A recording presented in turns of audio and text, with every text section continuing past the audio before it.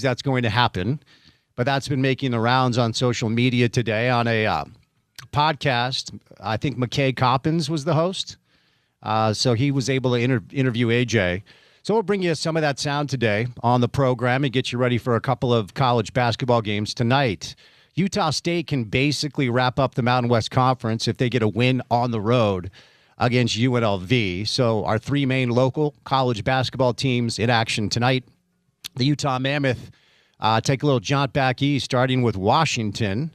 That game is tonight at 5 o'clock Mountain Time. It's on ESPN+. So some local action.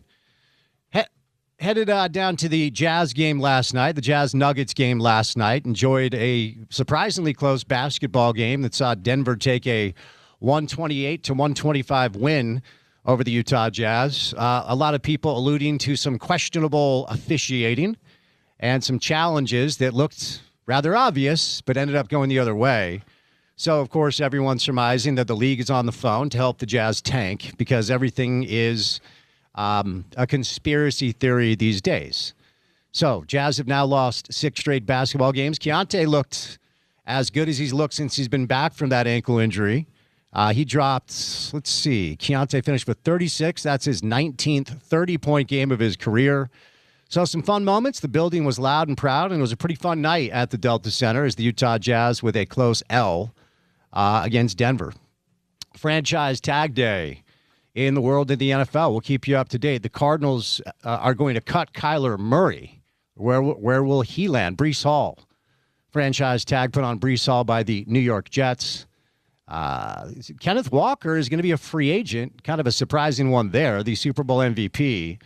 Some people thought Seattle would put the tag on him, but they did not. So, busy day. Spring ball rolling along down in Provo. BYU has opened up spring ball for Utah. It'll come your way on March the 17th, St. Patrick's Day, your boy's birthday. Aaron Roderick today making some comments about tampering. So we'll get to some of that stuff. And, of course, we are always one eye on the NFL draft with the combine behind us, shakeups in some of the mock drafts. It was fun kind of catching up with a couple of the experts over the past few days to talk about Caleb Lomu and Spencer Fotto and the local prospects. So really busy. RSL, after beating Seattle to start their home slate of MLS action, will be on the road against Atlanta coming up. Still some injuries with the main attacking pieces, so the young players will continue to be asked to step up in the absence of Victor Olatunji and Diego Luna and some others. So we'll get to some RSL conversation on the program today. Our first guest, our college football insider, our college football savant, our college football expert from The Athletic. It's Chris Kamrani, live in studio for an hour today on this Tuesday afternoon. The voice of the Utes, Bill Riley, will join us coming up at 3:30. NBA Daily Assist-Style with Zach Harper today, and then Dave Fox, live in studio with 2 Pelotons and 2 Emmys. So we got Chris Kamrani, Bill Riley, Zach Harper, Dave Fox, me, Spence Checketts, all of you, the great listeners, on a Tuesday afternoon, and that guy, Porter Larson. Your opinion on the approach to the game of one Nikola Jokic as it pertains to drawing contact and potentially exaggerating a few different things. Is it genius or is it cheating? Both. It's not cheating because the league, same thing, way I react when James Harden does it, when Jalen Brunson does it, when Gordon Hayward did it, when you officiate and allow that and you take like subjectivity out of your officiating, then you incentivize players to do that kind of thing. Now, there are some officials in the league that do a much better job of ignoring it and understanding when it's happening in front of them than others. But to me, it's a star-driven league. It's an offense-driven league, and I don't necessarily agree with all that. But that's kind of where we sit. So, I don't love it, especially when players that are good enough to go without it do it. But it's part of hoops, man. And I can't say that when I played ball, I wasn't trying to get to the free throw line. That's part of it. That's part of the game. But I don't necessarily like when it's kind of grifting, right? Yeah, it turned into a weird final 4 or 5 minutes last night with the Jazz Nuggets. There's no doubt about that. Shai Gilgeous-Alexander and Nikola Jokic are the 2 best players on the planet, and they're also 2 of the best at making it look like they're being fouled all the time. Yep. And I think Harden started all of this, to be honest with you. I mean, drawing fouls has always been a thing, but in a way that feels like you're cheating the game. Harden's a cheater. So it continues to spill over. But we'll talk some Jazz Nuggets. We'll talk some NBA draft. Our first guest today will be Chris Camerani from The Athletic before CK stops by, though. Tuesday afternoon style, courtesy of our friends at Prize Picks. It's time now for your opening tip. Welcome to The Drive with Spence Checketts on Utah's #1 sports talk. Now into the studios of ESPN 700 to set the scene for the show. The opening tip of The Drive is brought to you by Prize Picks. Use the code ESPN 700 with Prize Picks. Shoot your shot on Prize Picks and get $50 instantly in lineups when you play your first $5. That's right. Prize Picks is now giving you $50 in lineups when you sign up and play your first $5.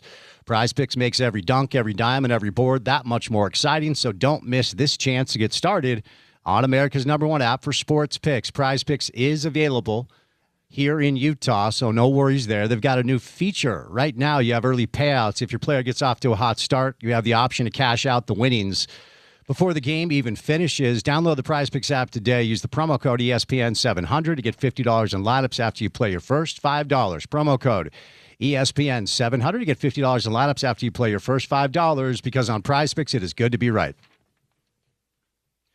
All right, we're going to get to some A.J. DiBonsa sound in just a little bit. A couple quick thoughts on last night, though, as the Denver Nuggets rolled into town and beat the Utah Jazz 128-125.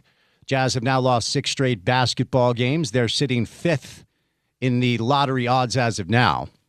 My anticipation is they're going to try to get, if they can, it might be a little bit too late. It's so weird how we talk about this league now with a third of the league being unserious about competing. Can they lose their way into the bottom 4? Because if they do that, then there's no way that they can lose the pick. Right now, they're 5, okay? So weird that we're talking about, like, they're 2 games back of Washington. I mean, technically, they're 2 games ahead of them. So Washington right now is in 4. It's Brooklyn, Indiana, and then Sacramento right now with the worst record in the NBA. So Jazz mission accomplished last night. They lose again because we know the deal.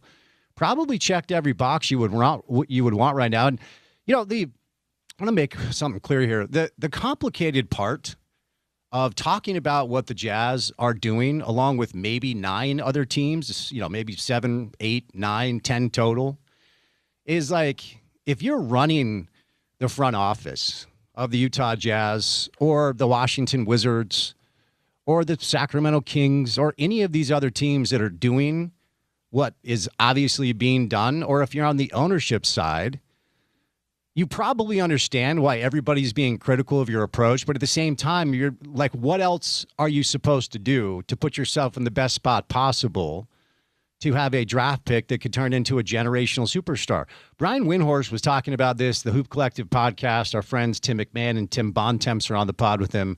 And, you know, Windhorst is plugged in, and he said he has spoken to multiple owners that have told him they would pay $100 million to have the first pick in the draft this year. Like, if that was legal and you're an NBA owner and that was part of the deal, a $100 million price tag for the ability to draft an A.J. DiBonsa or a Darren Peterson or a Cameron Boozer or a Caleb Wilson. Like, there are a lot of really, really good young players, okay? That's another thing about this draft cycle. Generational talents that are 18, 19 years old. That doesn't happen very often. In the history of pro basketball, the list might be 1. It might be LeBron, who at 16 was on the cover of Sports Illustrated as the chosen one. At 17 was the first real high school player to have games nationally televised. That's very common now. It wasn't back then. It was like an event. Bill Walton was there on the call. And then we all saw LeBron on television for the first time, and everybody went, holy smokes, that's real, right? But typically when generational, air quotes, players are entering the NBA, they're not 18, 19 years old. It happens. I'm not saying it doesn't, but usually even the greats, Kobe entered out of high school. It took Kobe a couple years to become Kobe. The best players, historically speaking, even if they've entered the NBA as teenagers, have taken a few years. And most people believe that Peterson, DiBonsa, and Boozer will not need a few years. They can step in and play right away. So it's a weird thing to be overly critical about, because if I was Ryan Smith and if I was Austin Ainge, if I owned the Jazz or if I was running the Jazz, I would be doing what they're doing, not how they're doing it, not the way they've gone about their business. Certainly, if we go back 4 years to the decision to break that team down and trade Donovan and trade Rudy and Dennis leaves and Quinn leaves and, okay, boom, we're breaking it all down. I would have broken it down to the studs and done everything I could to get draft capital potential to take Victor Wembanyama, right? Like, I would have gone further on the tankathon scale, not how they've done it, okay? Because how they've done it has been a little bit unconventional and a little bit intentional as it pertains to being somewhat defiant, and that's why they have been fined 2 separate times, most recently $500,000. So last night, kind of every box is checked as it pertains to what you want to see if you're a Jazz fan. Some good minutes from the young players. Keontae looked as good as he has since he came back from that ankle injury at 36. One of the better Kyle Filipowski games, quite frankly, all year, with 19 points, 8 boards, and 6 assists, some good ace moments. Will Hardy with an interesting defensive approach on Nikola Jokic, utilizing Elijah Harkless and John Conchar to try to bother him. It actually worked a little bit. Jokic only took 11 shots. But, of course, I teased this earlier, so let's get to it. Most people believe the Jazz are doing this intentionally with the potential to draft A.J. DiBonsa with the number 1 overall pick. But some sound surfaced earlier today, and here's what A.J. had to say. But do you care about going number 1? Do you want to go number 1? Yeah. Do you think you will? Well, I might not leave. What do you mean? Like, I might not leave college. Why not? No, I just got to return to the season. So you haven't made up your mind that you're going to go into the draft? Nah, cause my mom wants me to graduate. Really? Yeah, so I might not leave. But I might leave. I don't know. You know, the fans might get into my head, talk about, 1 more year, maybe 3 more years. I don't know. But I'm going to have to talk to my mom. So your mom wants you to stay and get your degree. She wants me to get my degree. Yeah. Why does she think it's important that you get your degree? Because, as mom, she's thinking like post-basketball and, God forbid if anything happens to me, I should always have a backup plan. I think people would be shocked to hear that, though, because everybody's assuming you're going into the draft after this season. I mean, yeah, they can assume. I ain't supposed to say anything. All right, so McKay Coppins is the host of that podcast. It's called Deseret Voices. McKay is also a staff writer at The Atlantic. Very, very smart guy.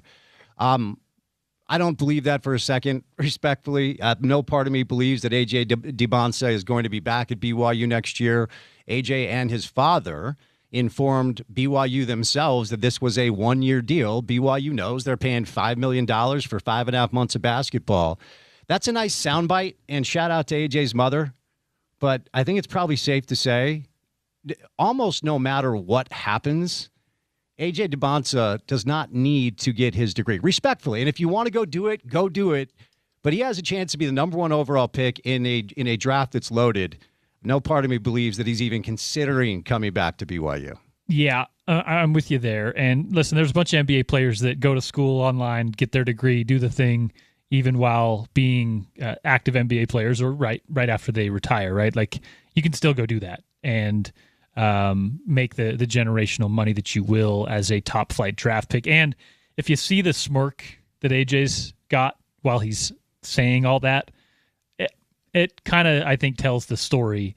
But hey, sometimes mom makes the rules. We'll see. Oh. A 5-star wing named Bruce Branch has committed to BYU for next year. Yeah, he is a very, very highly sought-after player, and we've been kind of waiting to see what his announcement would be. Look, we've talked about this. This season for BYU basketball has not been anywhere near any of us thought it would be. But Yegor Demon last year, A.J. DiBonsa this year, Kevin Young has proof of concept that he can send players to the NBA, and as long as he can do that, he will continue to get good players. In addition to the fact that BYU spends as much money on their basketball team as any team in the Big 12 not named Texas Tech. All right, we'll catch a break. Chris Comrade joins us live in studio coming up on the other side right here on ESPN 700.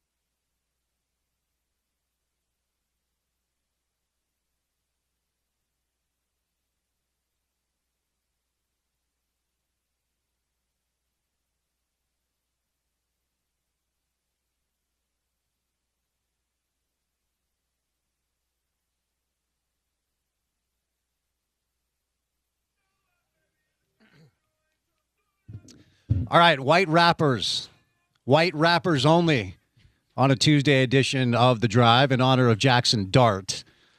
Chris, I'll explain. Chris Comrani live in studio. You had the first pick. Who'd you go with and why? I went with Little Dicky. Okay. Primarily because if you haven't seen the show, Dave on FX, so good. It is an absolute banger. Yep. It is kind of in the line of the Atlantas, a very self-aware show. Little Dicky, Dave Bird, phenomenal actor for like the first time he's ever done a show. Yeah. Just lots of millennial things to relate to with our guy. You finished it, right? I did. I was actually hoping it was going to continue. I didn't know that it was done. Same. But the fact that can I provide a spoiler on the show? Yeah, like, man. Like sure. The Brad Pitt episode to me is like Peak one of the most brilliant things I've ever seen. Yeah. So I went with Lil Dicky. I'm excited to see how you bring this back to Jackson. So here's what happened. Last night, your boy went to the Jazz game. Okay. What row? Oh, you know what, dude? I sat on press row with my credential. Did you? Okay. I did not. I was on the third row. Yeah. Trey, our guy, his birthday. Yep. Big Nuggets fan, obviously. Yeah. So he was able to grab some tickets, sent out the invite, went down, and we're sitting behind the basket because, sure, man of the people. Yep. And next to the dock. May he rest in peace. And I look over next to my guy Rye, okay, a couple of 40-year-old dudes, hats wearing backwards, crushing life, me and Rye. And somebody is sitting next to Ryan that is dressed like Macklemore or like Snow or Vanilla Ice. He's got this big hoodie on and big old colored sunglasses. And so we're debating who is sitting next to Ryan. And all of us just guessed white rappers. He just looked like a white rapper. Yeah. It was Jackson Dart. It wasn't Post Malone. It was not Post Malone. Post Malone could be a good option too, because anyway, so in honor of us mistaking Jackson Dart for Macklemore, white rappers on the show. I'll have to go back and look. I actually weirdly caught the end of that game. Yeah.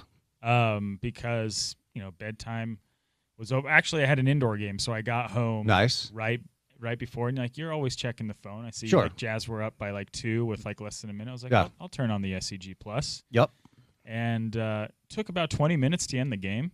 It did. Lots of controversial calls, but listen, man, I know according to one media member in the market, it was an obvious foul. But the best thing that could have happened to the Jazz was that loss. So I don't know what people are up in arms about. Well, that media member they'll never be able to quit it. Our guy. It's always going to be part of him. Okay, that's the deal. Real quick, before we move off of this, speaking of television shows and great programming, you never by chance stumbled upon potentially the most underrated reality TV show of all time on VH1 called The White Rapper Show, did you? I did not. It was spectacular television. I grew up watching VH1 Behind the Music. For sure. And they were very good. Yes. They were kind of, I'm trying to think what kind of ESPN and Fox tries to do with kind of their featurette 30 for 30 type stuff. Yeah. That was that, but it was actually harder hitting. It was actual journalism into it. You're not kind of in bed with the subject. You're not purposefully avoiding all the difficult topics. Mm-hmm. The Oasis Behind the Music is all time for a lot of different reasons. But shout out VH1, which was always felt like little brother VP to MTV. But it had some bangers, man. I mean, true, but also sometimes superior programming. Agreed. Like the Unplugged stuff. Yep. Man, it was stop it.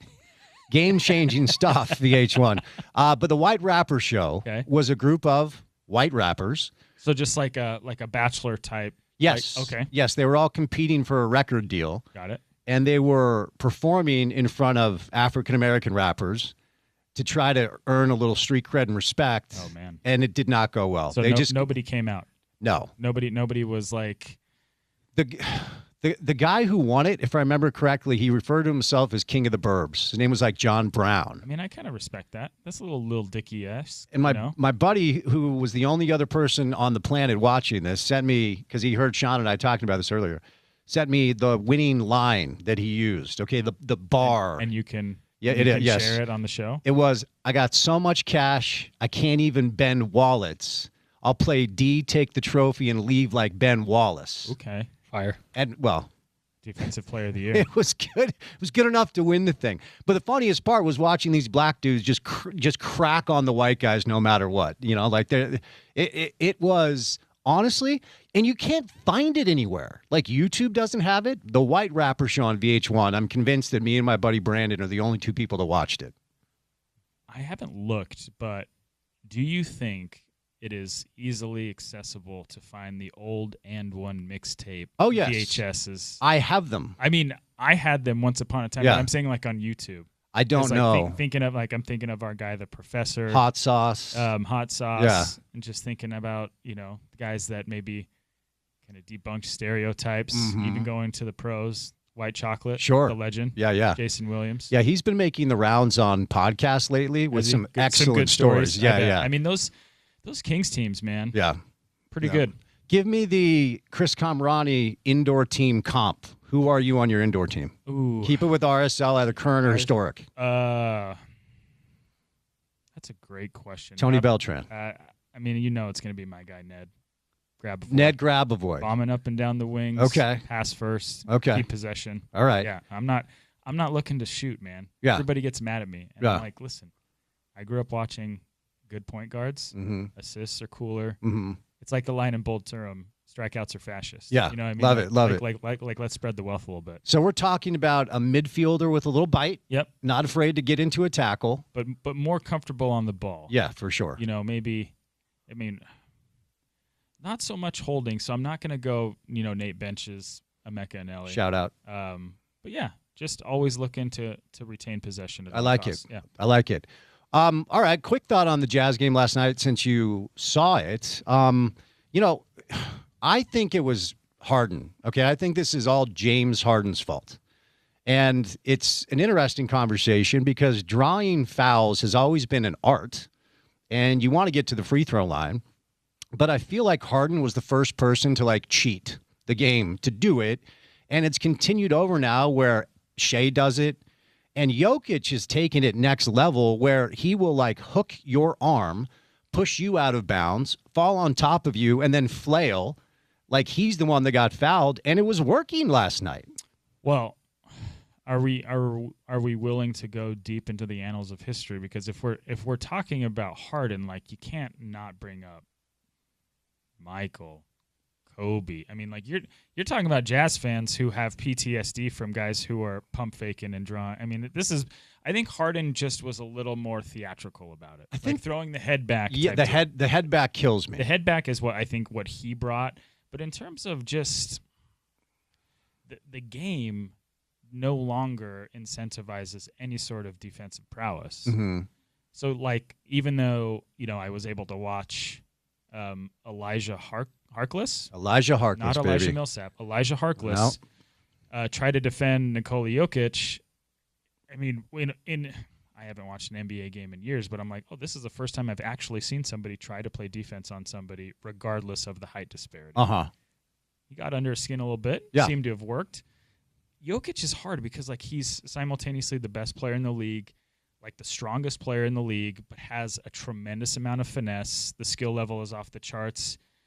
I don't know, does he do that when Rudy Gobert was here, and they were going at it kind of big guys one-on-one? I think it depends on who's guarding who, but I think it's lame. I thought it was awesome that Elijah guy was up in his grill. I'm like, yeah. It turns out the defense is just a mindset. Yeah, and Will talked about this after the game a little bit. The using wing players that have a little size and aren't afraid to get into Jokic a little bit actually has worked in a way that at times the bigs can't guard him because Jokic can take you 25 feet out from the basket. And he can take you off the dribble. And so if you're Minnesota, you want Gobert in the paint. You don't want Rudy 25 feet outside the basket. So we've seen other teams implement some of the perimeter, as long as your perimeter player has some size and he's willing to play hard like Harkless. John Conchar got some minutes on Nikola Jokic last night. It's actually been somewhat effective, but he's so brilliant at so many different things, ball fakes, seeing passing lanes, vision. can shoot it from three, can put it on the deck. He's crafty around the rim. 5-tool prospect. Indeed. He probably could play shortstop. He's impossible. He's impossible to cover, but I don't know. I think some of this stuff is beneath him. I agree. I understand that it is a current topic based on how the game unfolded.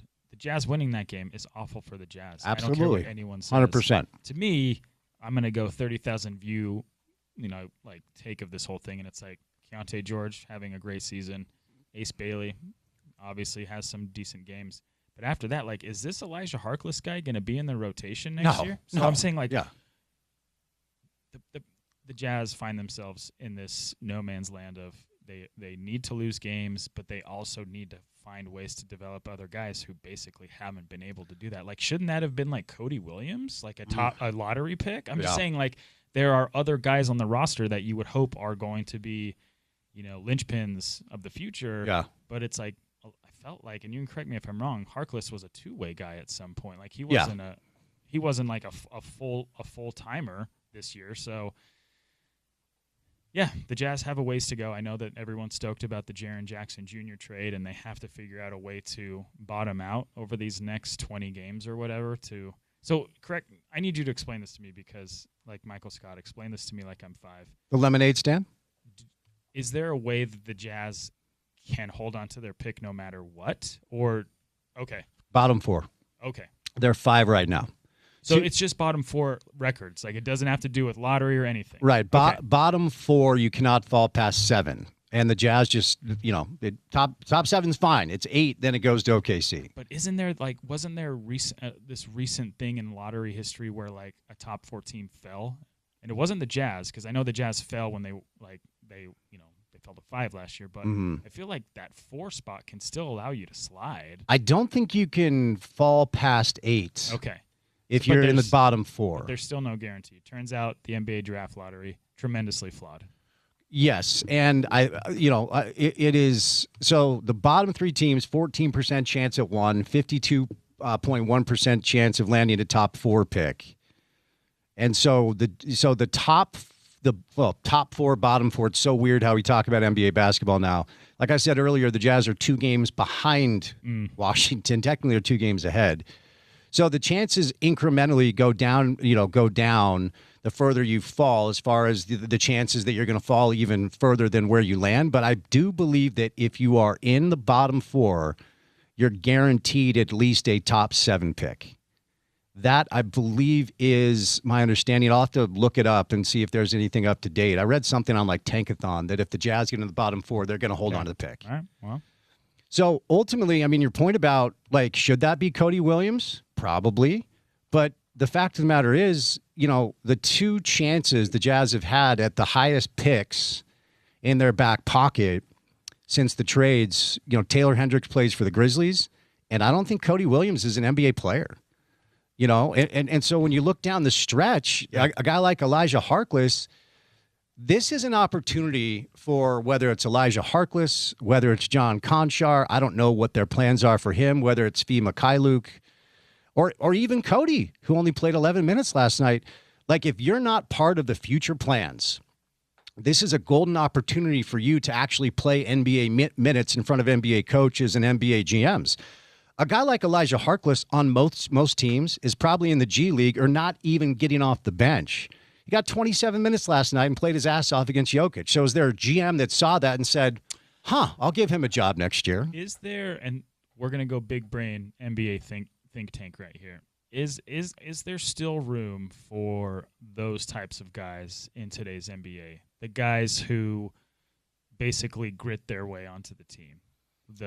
And by that I'm saying and please don't judge me because I'm dating myself here, but the Tony Allenses or even the Paul Millsaps, are there those types of guys who can basically will their way into rotations on good teams anymore? It's a good question, and I think there's probably room for those types of guys to give you 10, 12 minutes a night. Yeah.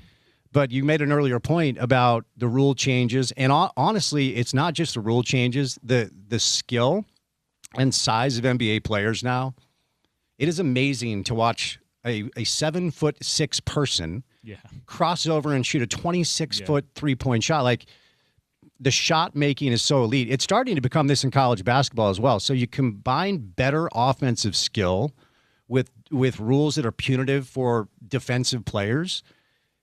Everybody just wants 5 guys on the floor between 6'6" and 7'6" if you're San Antonio, or 6'6" and 7'2", that can do a little bit of everything, dribble, pass, and shoot. Now, there are exceptions. Walker's not that guy. Gobert's not that guy. There still are a few, like, classic bigs, but a lot of this is the European influence with a guy like Jokic, who can do everything at his size and is impossible to cover. Dirk before that, you know? Arvydas Sabonis, if you want to go way back in the day. Marshallonis. Not a big, but good name to pull out. Shout out with the tie-dye Olympic team back in the day. He was a hell of a player. Mustache. But everybody wants the big, long players that have multifaceted skill sets and can guard multiple positions. It's why Danny or whoever landed on Taylor Hendricks and landed on Cody Williams. These guys are 6'10", that are good athletes. But didn't pan out. Not so far. Taylor might. I mean, he's just in a different place, and Cody so far just isn't looking that good. But ultimately, the entire thing with what the Jazz are trying to do is to hold on to their asset and hopefully get a top 2 or a top 3 pick. AJ DiBonsa said on your boy McKay Coppin's podcast today that I must have missed that. That he's considered. In fact, Porter McKay Coppin's his podcast for the Deseret News. Yeah, the Deseret Nation or whatever. Yeah. We'll let you listen to it during the break. Yeah. But he essentially said there's a chance that he's going back to school next year. Chance. I know, but he said that. I mean, depending on how much money he's making, and I know there's no way to verify this without people going on the record or being quoted on background, but if he's making $5 to $6 million a year, is that worth risking not playing for the Sacramento Kings? Because if you, in this very non-realistic hypothetical scenario, if he does go back, you're kicking the can down the road to potentially play for who the following year? Probably the Sacramento Kings again. Yeah.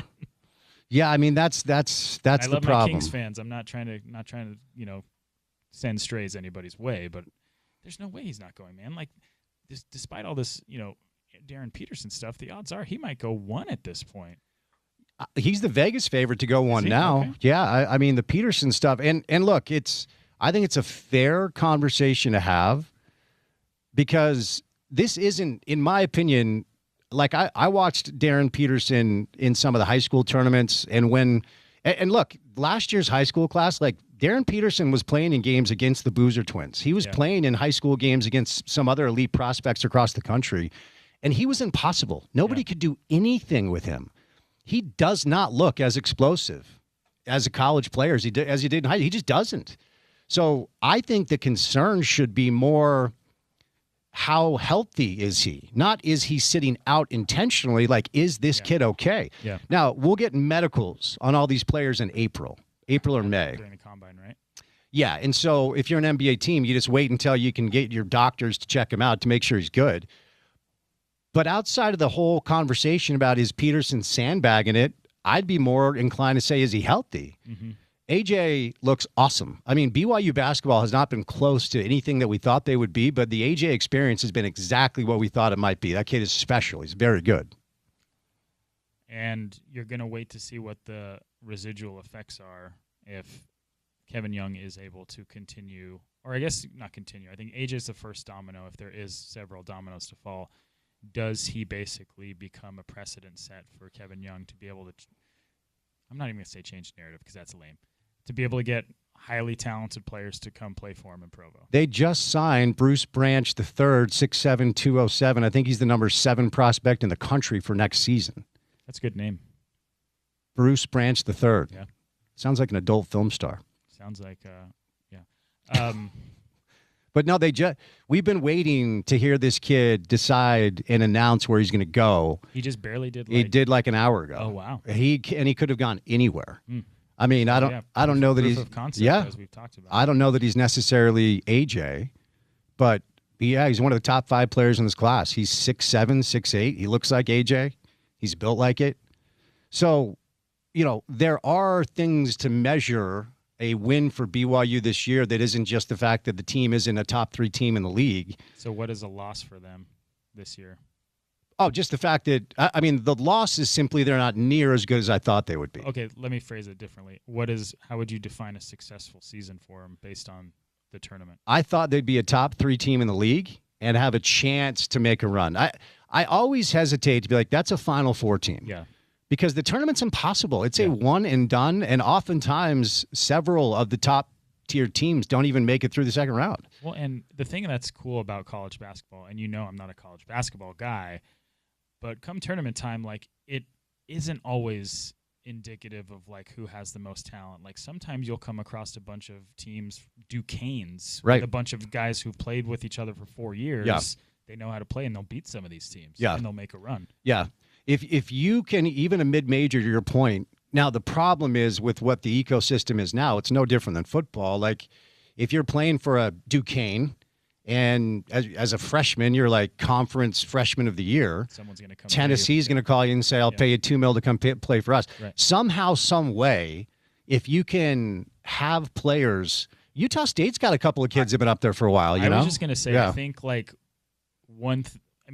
you would be really good at diving into how they've been able to do this, but I think they are such a fascinating case study, even beyond the fact that they will have made 4 tournaments with 5 different head coaches in the last 5 years. It's like they've had guys stay. I mean, did Mason Falsov start at the U and then go back, or did Falsov stay at? Or was he I think Utah he was State? just always at Utah State. So there's the Falsov kid. I think he's a Cache Valley kid. Templin, who has been there for several years, but then you add like all these other guys, and you think about like who was the kid? Was it last year? The kid who went great. Great Osibor. Oh, Great Osibor, Who followed Danny Sprinkle. Yeah, that's right. Sprinkle to Washington. It's like they're finding these guys, man. And I can't imagine their budget is all that like hefty. Yeah. And I'm not saying the Mountain West Conference is a walkover conference, because it's not. You have San Diego State and New Mexico, and UNLV hasn't been good in a while. But like, it's insane that in this era you have a mid-major school like Utah State who's basically able to cycle through so many coaching staffs, but be able to keep doing it. Yeah, not always, but sometimes I kind of roll my eyes and laugh a little bit when culture is you're hit over the head with culture, like Spectrum Magic, heat culture, right? Like, you didn't have heat culture until LeBron and Chris Bosh decided they want to live in South Beach. Or, when it comes to whatever cliche, like the Patriot way. Well, Aaron Hernandez was a serial killer, so calm down. Like, I just always kind of, like, if you luck into a couple of really good players, if Tom Brady suddenly becomes Tom Brady, or like LeBron wants to live in Miami, or for the Spurs who have had unbelievable draft luck with Tim Duncan and Victor Wembanyama, like, you get good players and good coaches, and then suddenly everybody talks about culture. But there's something that Utah State has the secret sauce, dude, and it's really, really impressive because the team a mile and a half away from here just can't figure it out consistently. I told Amanda this. She's, her parents went to Utah State. Most of her family's in Cache County. A lot of them went to Utah State. She's never been to a Utah State basketball game. And they said, like, if I had to tell some person to experience one sporting event at the college level in the state of Utah, it'd be Utah State basketball. For sure. Not even close. Yeah. Not BYU basketball, not BYU football, not Utah football. That place, when they're good, is as engaged and as rocking as it gets basically anywhere in the country. Absolutely. All right, Bruce Branch III, who just committed to BYU. What's his NBA comp? We need Tony on the show to get the NBA comp. I don't think right now is a good time to have Tony on the show. I think our guy's got a little work to do. But he's the number 2 prospect. He reclassified, so he's actually young. He chose BYU over Kentucky, Kansas, Louisville, USC, Arizona, Houston, and Miami. Where's home base for him? Good question. Figure that. Probably from one of the prep academies. Yeah. East. Figure that out. Prolific Prep, wherever the hell that is. But yeah, the number 2 recruit in the country just signed with BYU. Like, not New Canaan. What is? I mean, if you want street cred. All right, we'll catch a break. Chris Camerati live in studio. Coming up next, spring ball started for BYU. Aaron Roderick with some interesting comments on tampering in college football. Spring ball for Utah will start on March the 17th. We got the combine. We'll do a little football. And then, of course, we are here for the lads, and we are 100 days away from the start of the World Cup. So we'll bounce around a little bit with CK coming up next, right here on ESPN 700.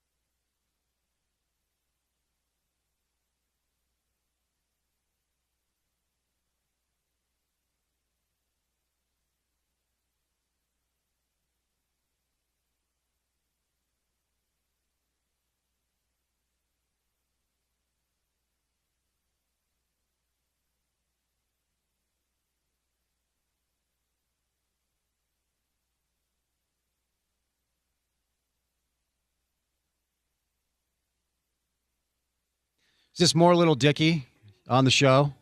Indeed. All Indeed. right. I sent you our next bump. It's a mandate. Even with Zach Harper, no Pitbull today because it's white rappers only.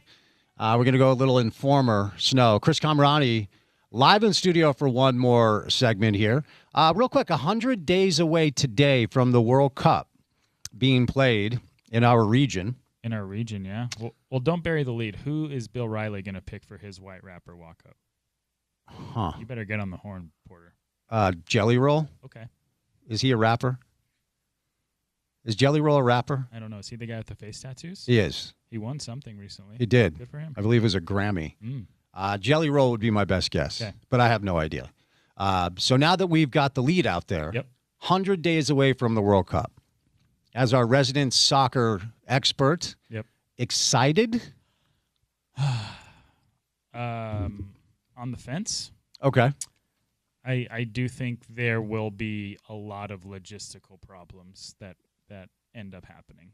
I don't think our region, more specifically us as a country, I think Mexico will be okay despite their issues recently. I think they'll be okay hosting their games, but they're not hosting all that many. You're having a lot of games held in NFL stadiums. I think that's going to be a problem. I think you're going to see a lot of teams complaining about the surface because you're going to have lots of teams have to put natural grass laid on top of turf. That's happening? Oh, yeah. Oh, okay, okay. Yeah. That's not good. No. So excited, but also oddly a little bit weirded out because they're doing the thing where they're just going for more money and expanding for no reason at all. So I'm not against countries that historically have never been a part of the World Cup, part of the Men's World Cup, and will be able to. That's awesome. But I don't know.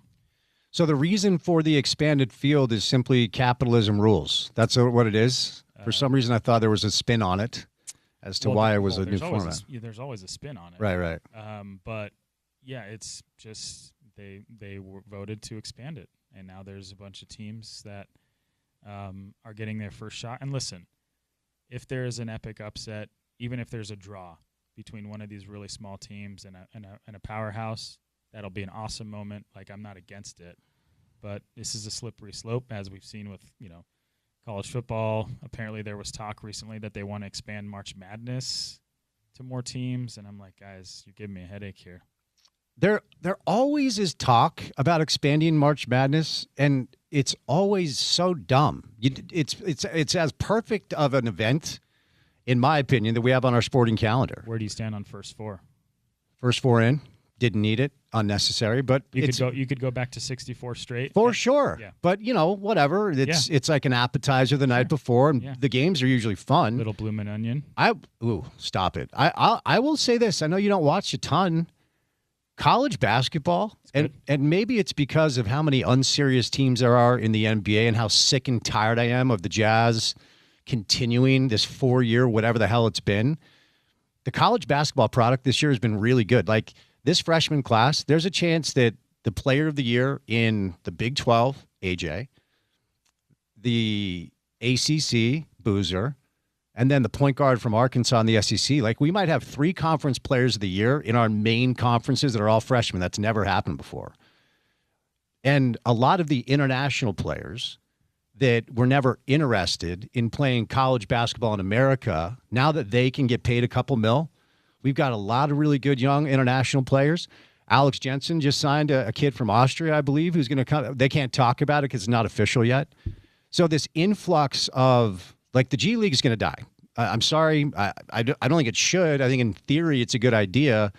But if you're a prospect, are you going to go play in Grand Rapids and make $50,000 a year and eat Jimmy John's? Or are you going to go get a couple $1 million play at Michigan State? Like, the international players and the top tier talent now playing college basketball because of the ability to make money has really improved the Encore product.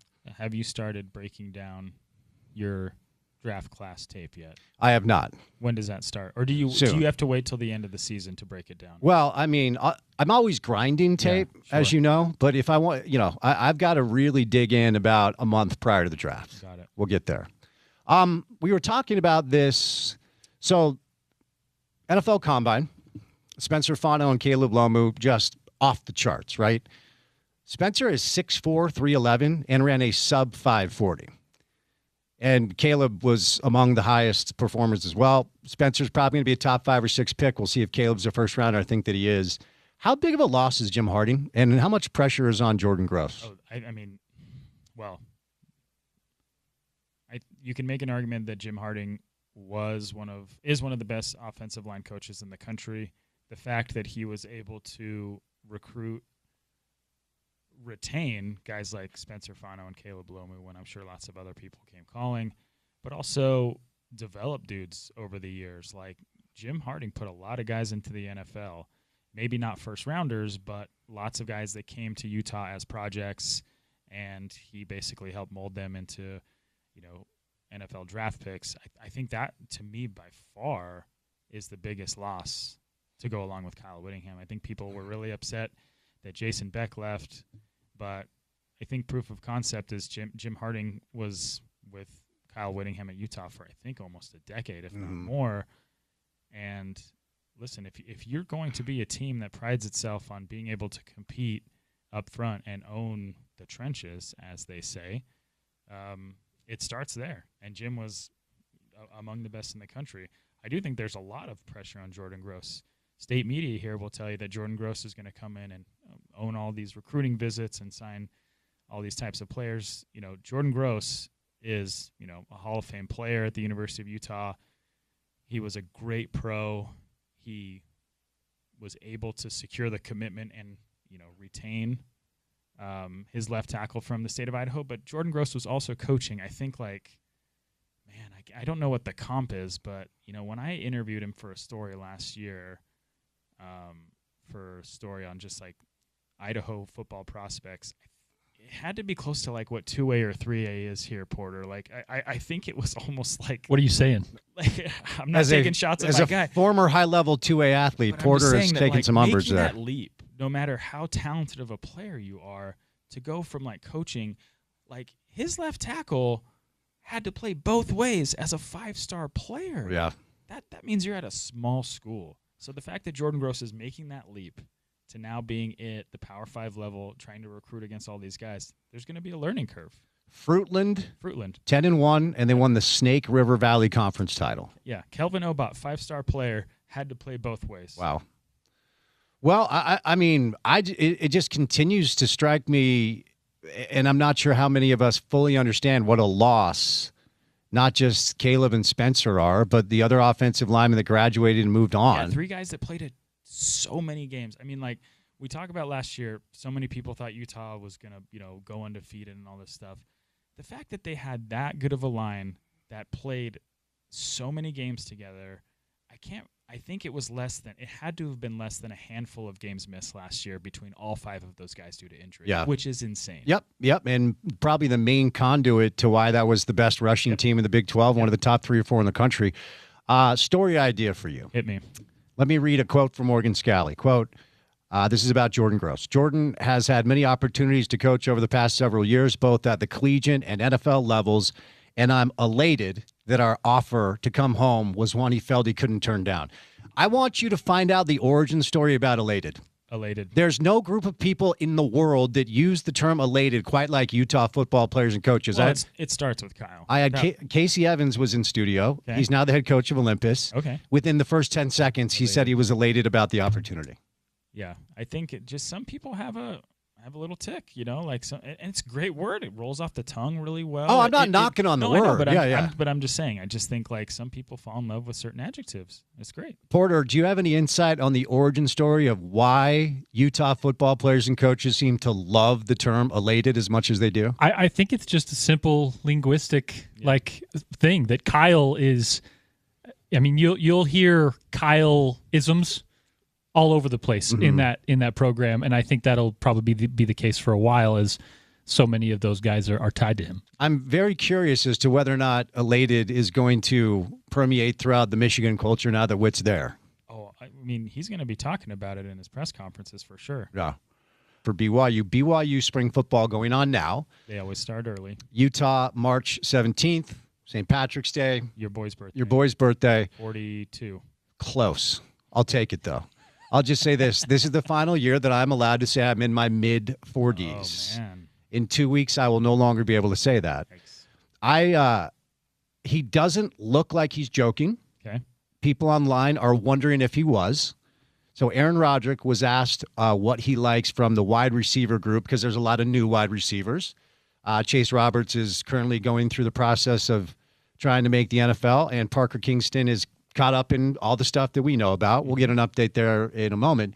But instead of talking about this new group, he said, quote, "I'm reluctant to comment about young guys because then people will start tampering." Now, knowing A-Rod, without knowing his motivation, part of me feels like this was him being facetious and sarcastic. He doesn't look like he was being facetious. And so I honestly don't know. I wonder what you make of it. I mean, Aaron's a pretty transparent guy when it comes to stuff like that. So I would venture to say it's him kind of saying the quiet part out loud, so to speak, without spelling it out too aggressively. And I don't think he's wrong. You're trying to tell me that these staffs that now have a recruiting department that is 12 to 15 people deep that have carte blanche on being able to do whatever they want, you're telling me that they're not paying attention to what coaches across the country are saying, especially at the Power 4 level? Some people might say Aaron's being paranoid. I would venture to say that's smart, because the less time you can give the sharks an ability to smell blood in the water and swim, I mean, I think that helps your program, but then you're going to fall into the trap of, well, everybody does it, and then I don't even want to give credence to all the dorks online who get into the Utah-BYU rivalry of Spider-Man meme pointing the finger at each other saying, "You tampered, no, you tampered." It's tiresome, but I don't think he's acting like out of the realm of possibility that might not happen. I think that's a very logical way to approach it, especially considering, like you said, Chase Roberts is, going to go to the NFL. Parker Kingston has been, expelled from the school. They brought in the kid from Oregon. I forget his name. But after that, there's lots of young guys, lots of unproven guys that a lot of people don't know about.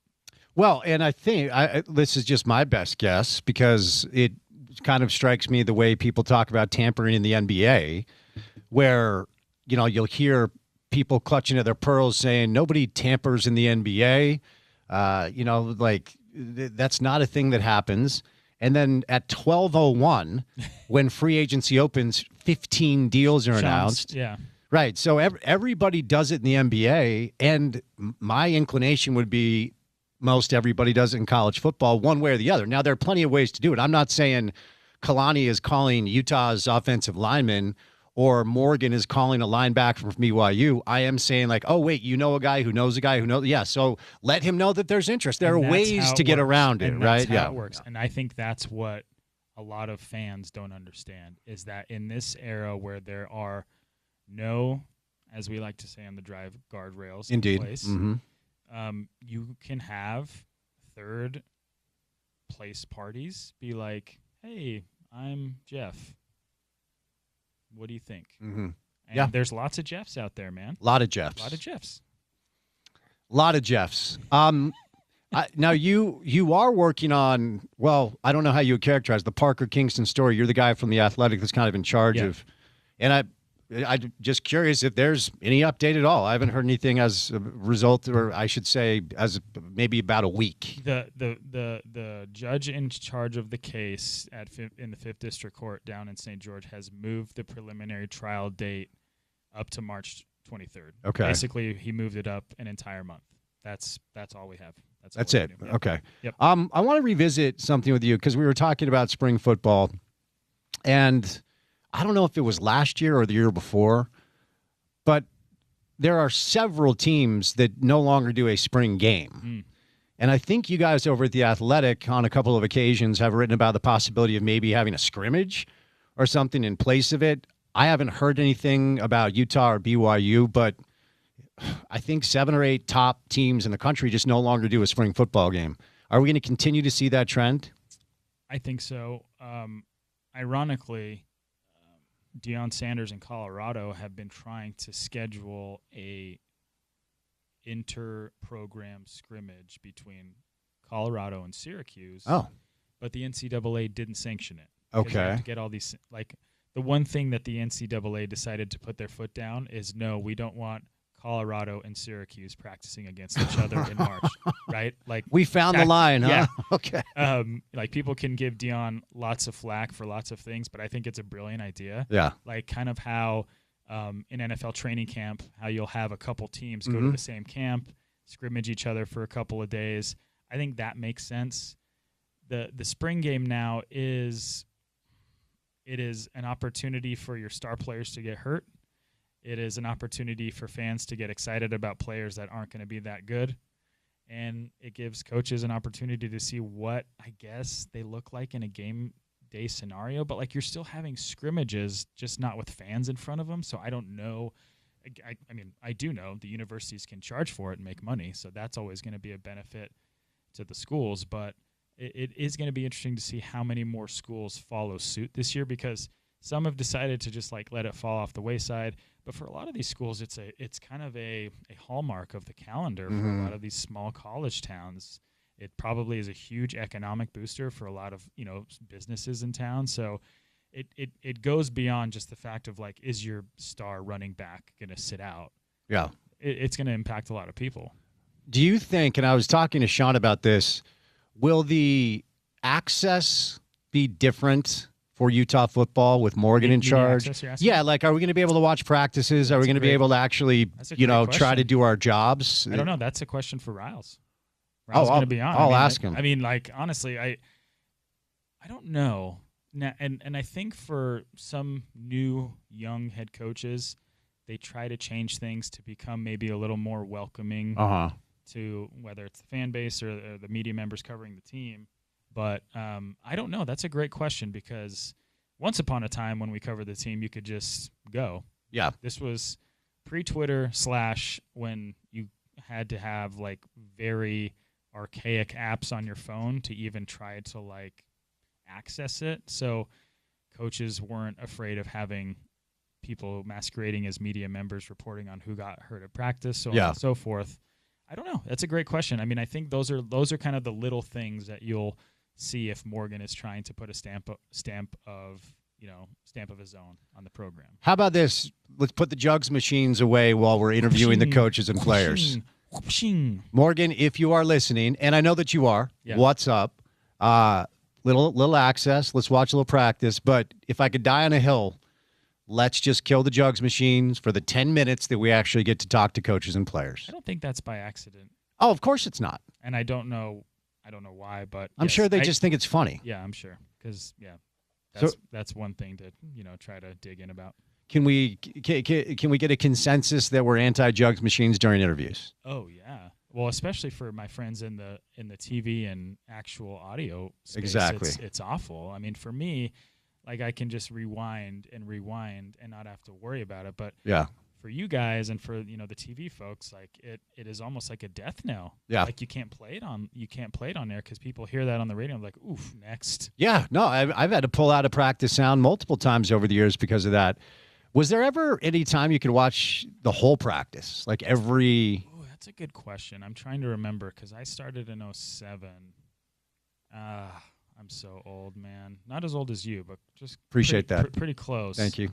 I don't know if it was the whole practice, but I think there was like last 45 minutes, last half hour, but I could be wrong. I'll have to text my old friend Liz Abel to see. Shout out Liz Abel. Could we do something like access to practice but no social media posts?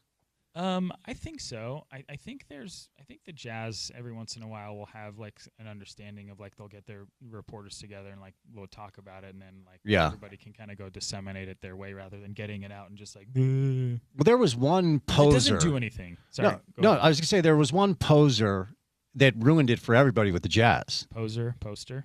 Loser, coward is who he is. Okay.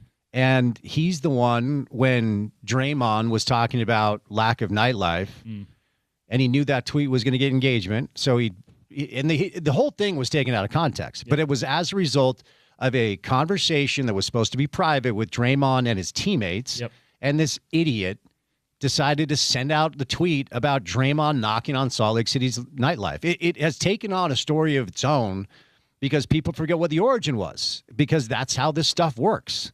Who would have thought? And that's why the Jazz that was the beginning of the Jazz being like, we can't have these idiots in here tweeting private conversations between players. Yep. That's the difference between people who do this for a living and people who are there secretly giddy. Correct. And listen, I'm not being an elitist here. There are plenty of people who have gone that route that have ended up being very good at what they do and carved out a niche for themselves.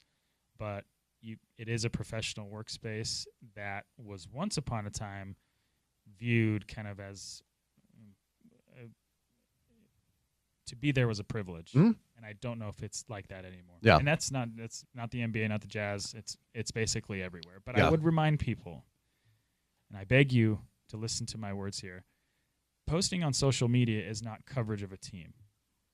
Coverage of a team, for all my friends out there who want to support the free market workplace and capitalism and all that stuff, is actually being able to pay for a product that you want to, that is worth paying for. Mm-hmm. Tweeting, posting on X, whatever, Instagram stories, that's not coverage. Correct. I'm with you there. Off my soapbox. All right. Couple minutes left here. Take that, Seattle. Oh, man. What? We own them. You know the last time they won in Salt Lake? I read it was like 2011. 12. Wow. Yeah. So 14, 15 years. Yeah.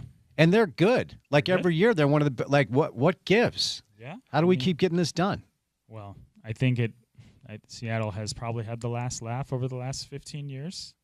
It's still a weird streak. No, it feels weird to me. Especially for a very good team. I agree. But listen, you might disagree with me. I felt like they played worse in this game than they did in Vancouver. Yeah. No, I agree with that. And they got the win. Yeah. But once again, you're seeing young guys like Gozo. Zerkani opens his account. Somebody called that. Don't know who that was. You. And listen, if Diego Luna is going to miss more games, if Victor Olatunji is going to miss more games, then Pablo Mastroeni and that group have to be able to rely on these guys. Yeah. Eventually, there will be speed bumps. Like, I'm not saying that these guys are going to tear up the league. They're not.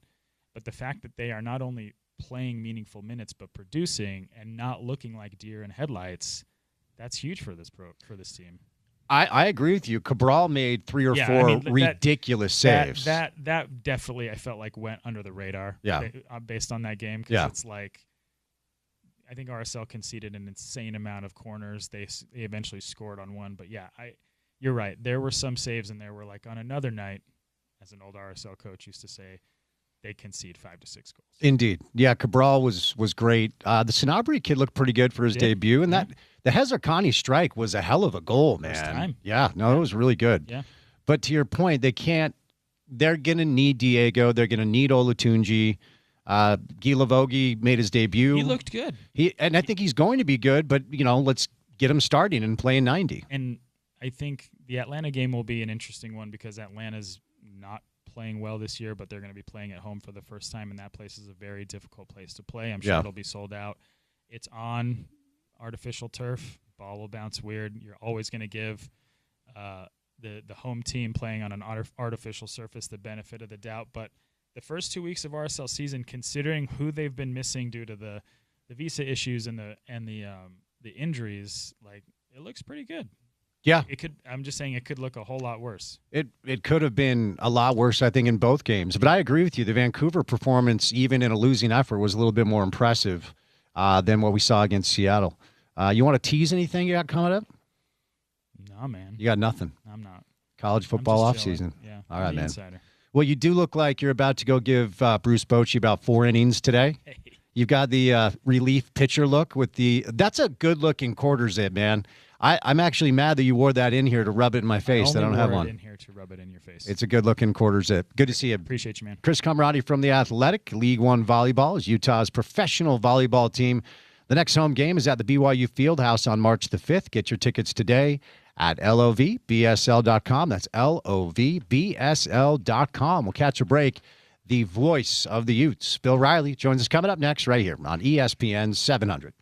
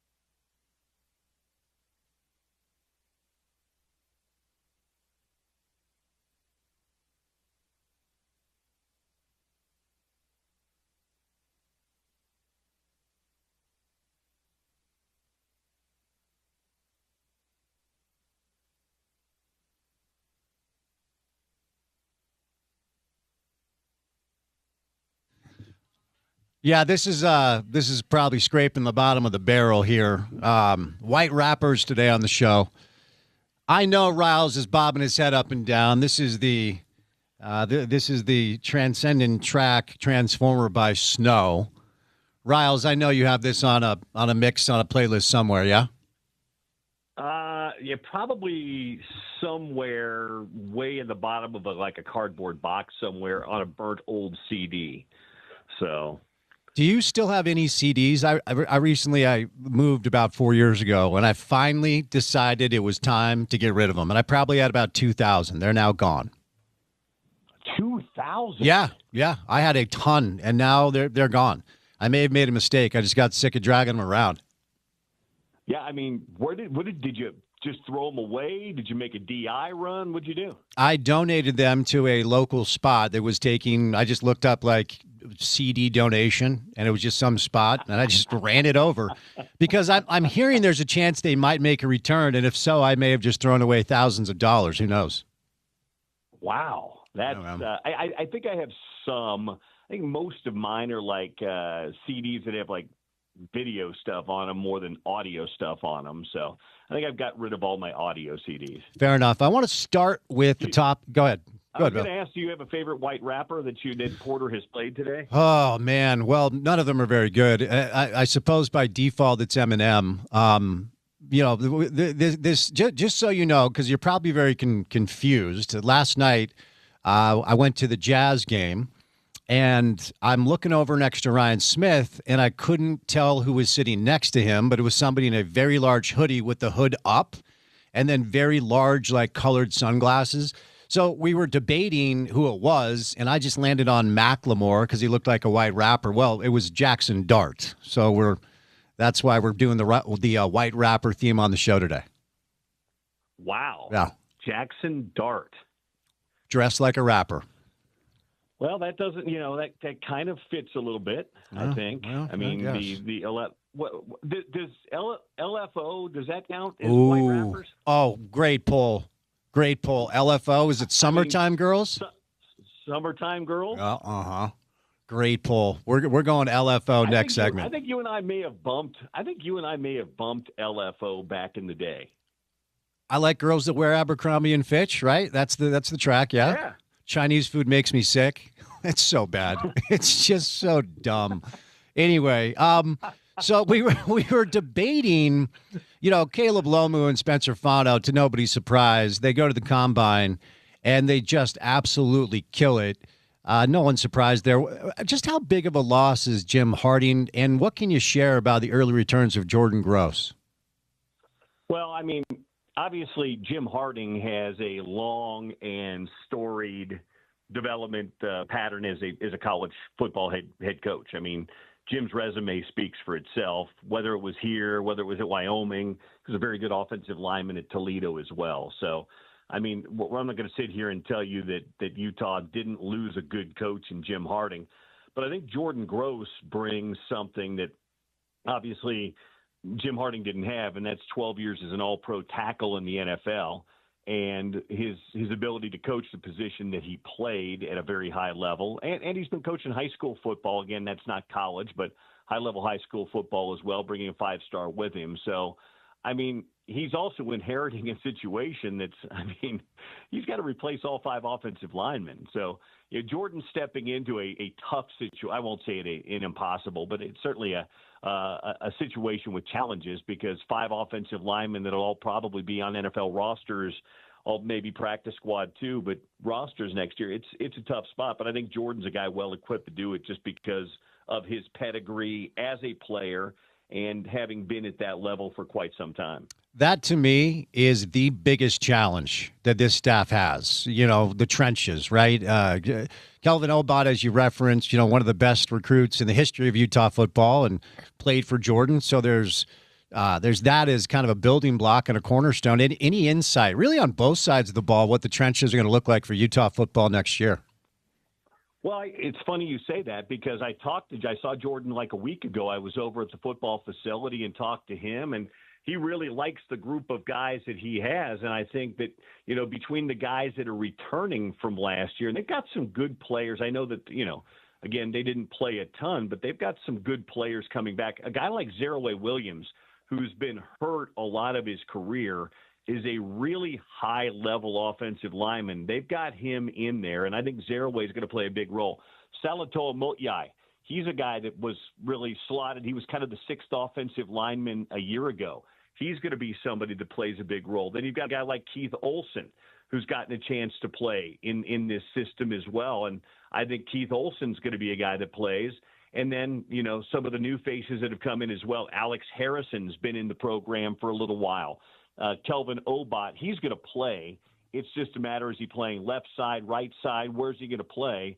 And then you've got the Cedric Williams, Cedric Jefferson, who was a 3-year starter at Montana State, started at tackle last year and won the national championship. Now, that was at the 1AA level, I get it, but he's got a championship pedigree. So I don't think that they're lacking talent, Spence.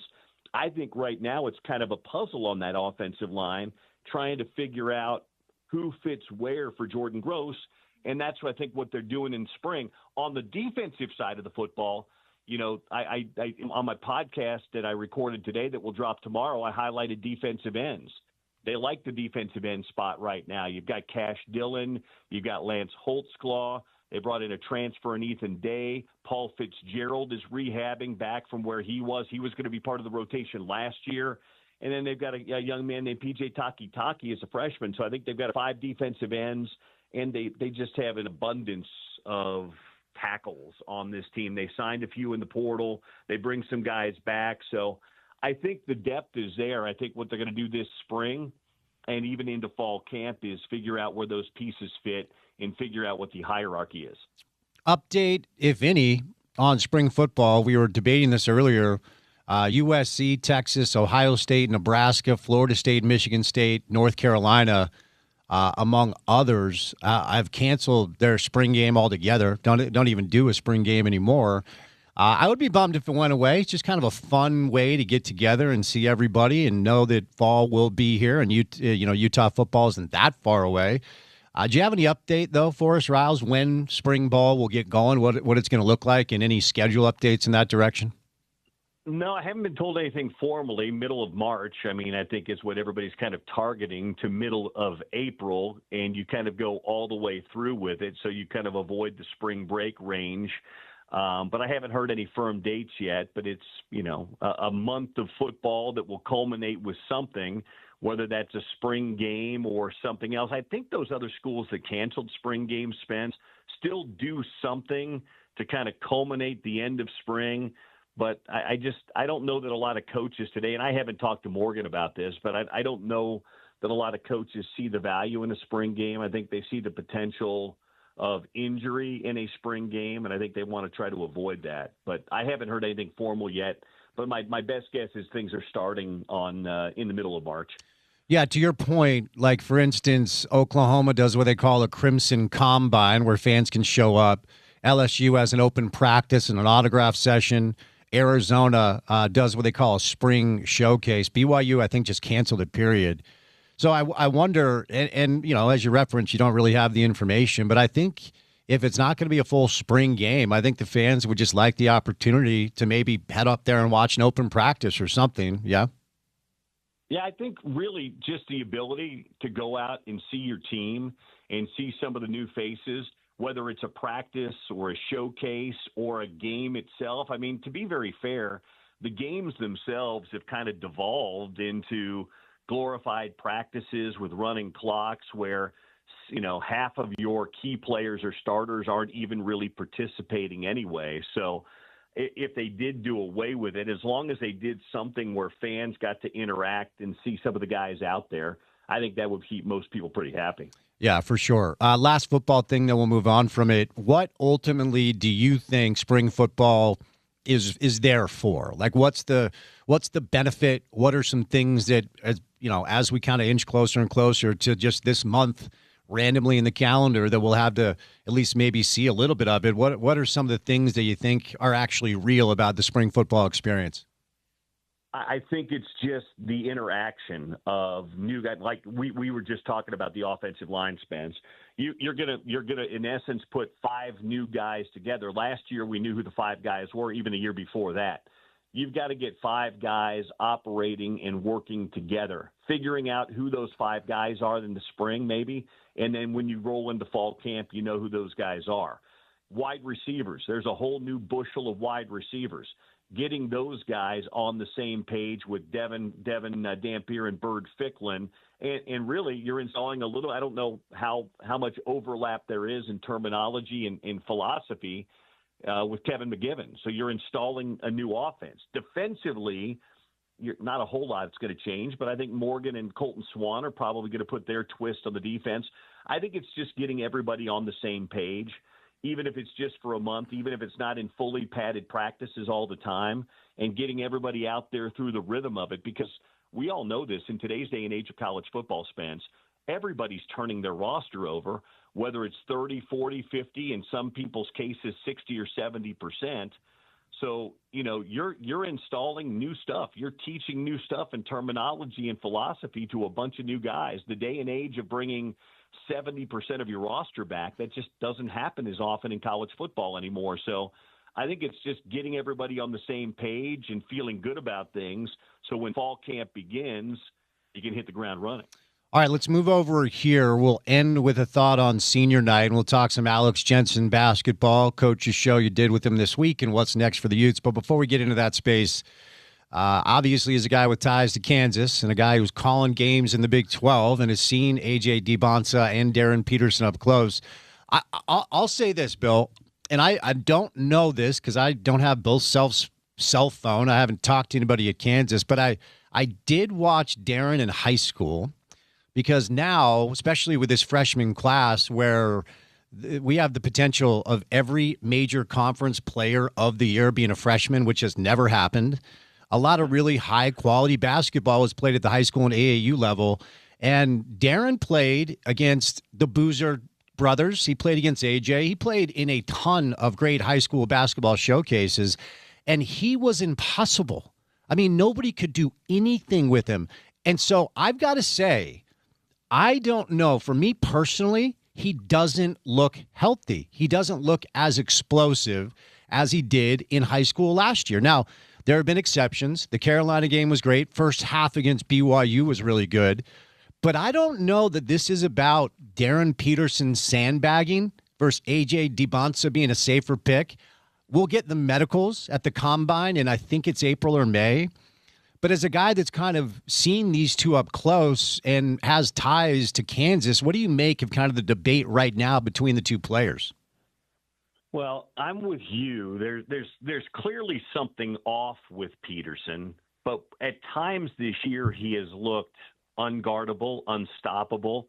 To use an Alex Jensen term, he makes it look very easy at times. But the checking out of games and just some of the reaction that you've seen from the bench at Kansas, or even some post-game reaction from Bill Self, where some of this is very unexpected. If things are lingering, either he's hiding it or I don't know. It's a very odd situation. I didn't follow him in high school, so I don't know what he looked like last year at prep school, but everybody said he looked more explosive than he did this year. So there's something going on with him. I'm not sure what that is. And to your point, when you get to the Combine or to workouts or pre-draft, you're going to do some medicals to find some of that stuff out. He's a guy that with the ball in his hand, he is a very valuable commodity. A.J. DiBonsa is fantastic too. It's a matter of what you crave and what you need. Do you like vanilla? Do you like chocolate? Do you like strawberry? Because Boozer, DiBonsa, and Peterson are all slightly different flavors. It may come down to what you want or what you need. It's a very odd situation with him, just reading some of the stuff coming out of Kansas, that if there was something wrong, it seems to have caught the staff and some of the personnel there a little off guard. Nobody has thrown him under the bus or said anything, but they just seem to be a little perplexed by it. That's all I can kind of read from a distance. Yeah, Bill Self's body language and facial reactions at times indicates that it just feels like he's really, really frustrated. And I just have to wonder, whether it's not, whether it's Peterson at Kansas and his lack of availability, or DeBonce at Brigham Young and the check you're writing him ultimately did not allow you to spread the money out over the course of your entire roster. And with a couple of injuries, I think 3 total of their rotational pieces, they're down to bare bones. I mean, they're tied for 9th in the conference with West Virginia and Cincinnati, and BYU's an underdog at Cincinnati tonight, which I didn't see coming at all. I wonder if these types of dynamics will force, and I know you interviewed Wes Wilcox, we'll talk about that as well. Is it better to distribute your funds and try to grab 7 or 8 good players as opposed to just spending $5 or $6 million on one of the top shelf guys? I mean, you always want those guys, don't get me wrong, but I wonder if this stuff will make people rethink roster construction in college basketball.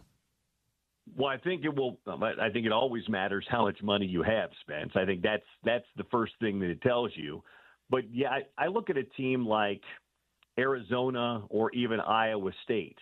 They've got a lot of talent, and it feels like, I don't have access to what their budgets are, but it feels like they kind of spread whatever they have across the board, and it isn't invested in one specific spot, if that makes sense. Mm-hmm. Roster construction it's again very personal to a program and what you see in the value. I don't think that if you have the ability to get a DeBonce, you're ever going to pass on that. But as you've seen, it's without Richie Saunders, even having a guy like AJ, it's not really quite enough right now. It'll be interesting to see how they move going forward.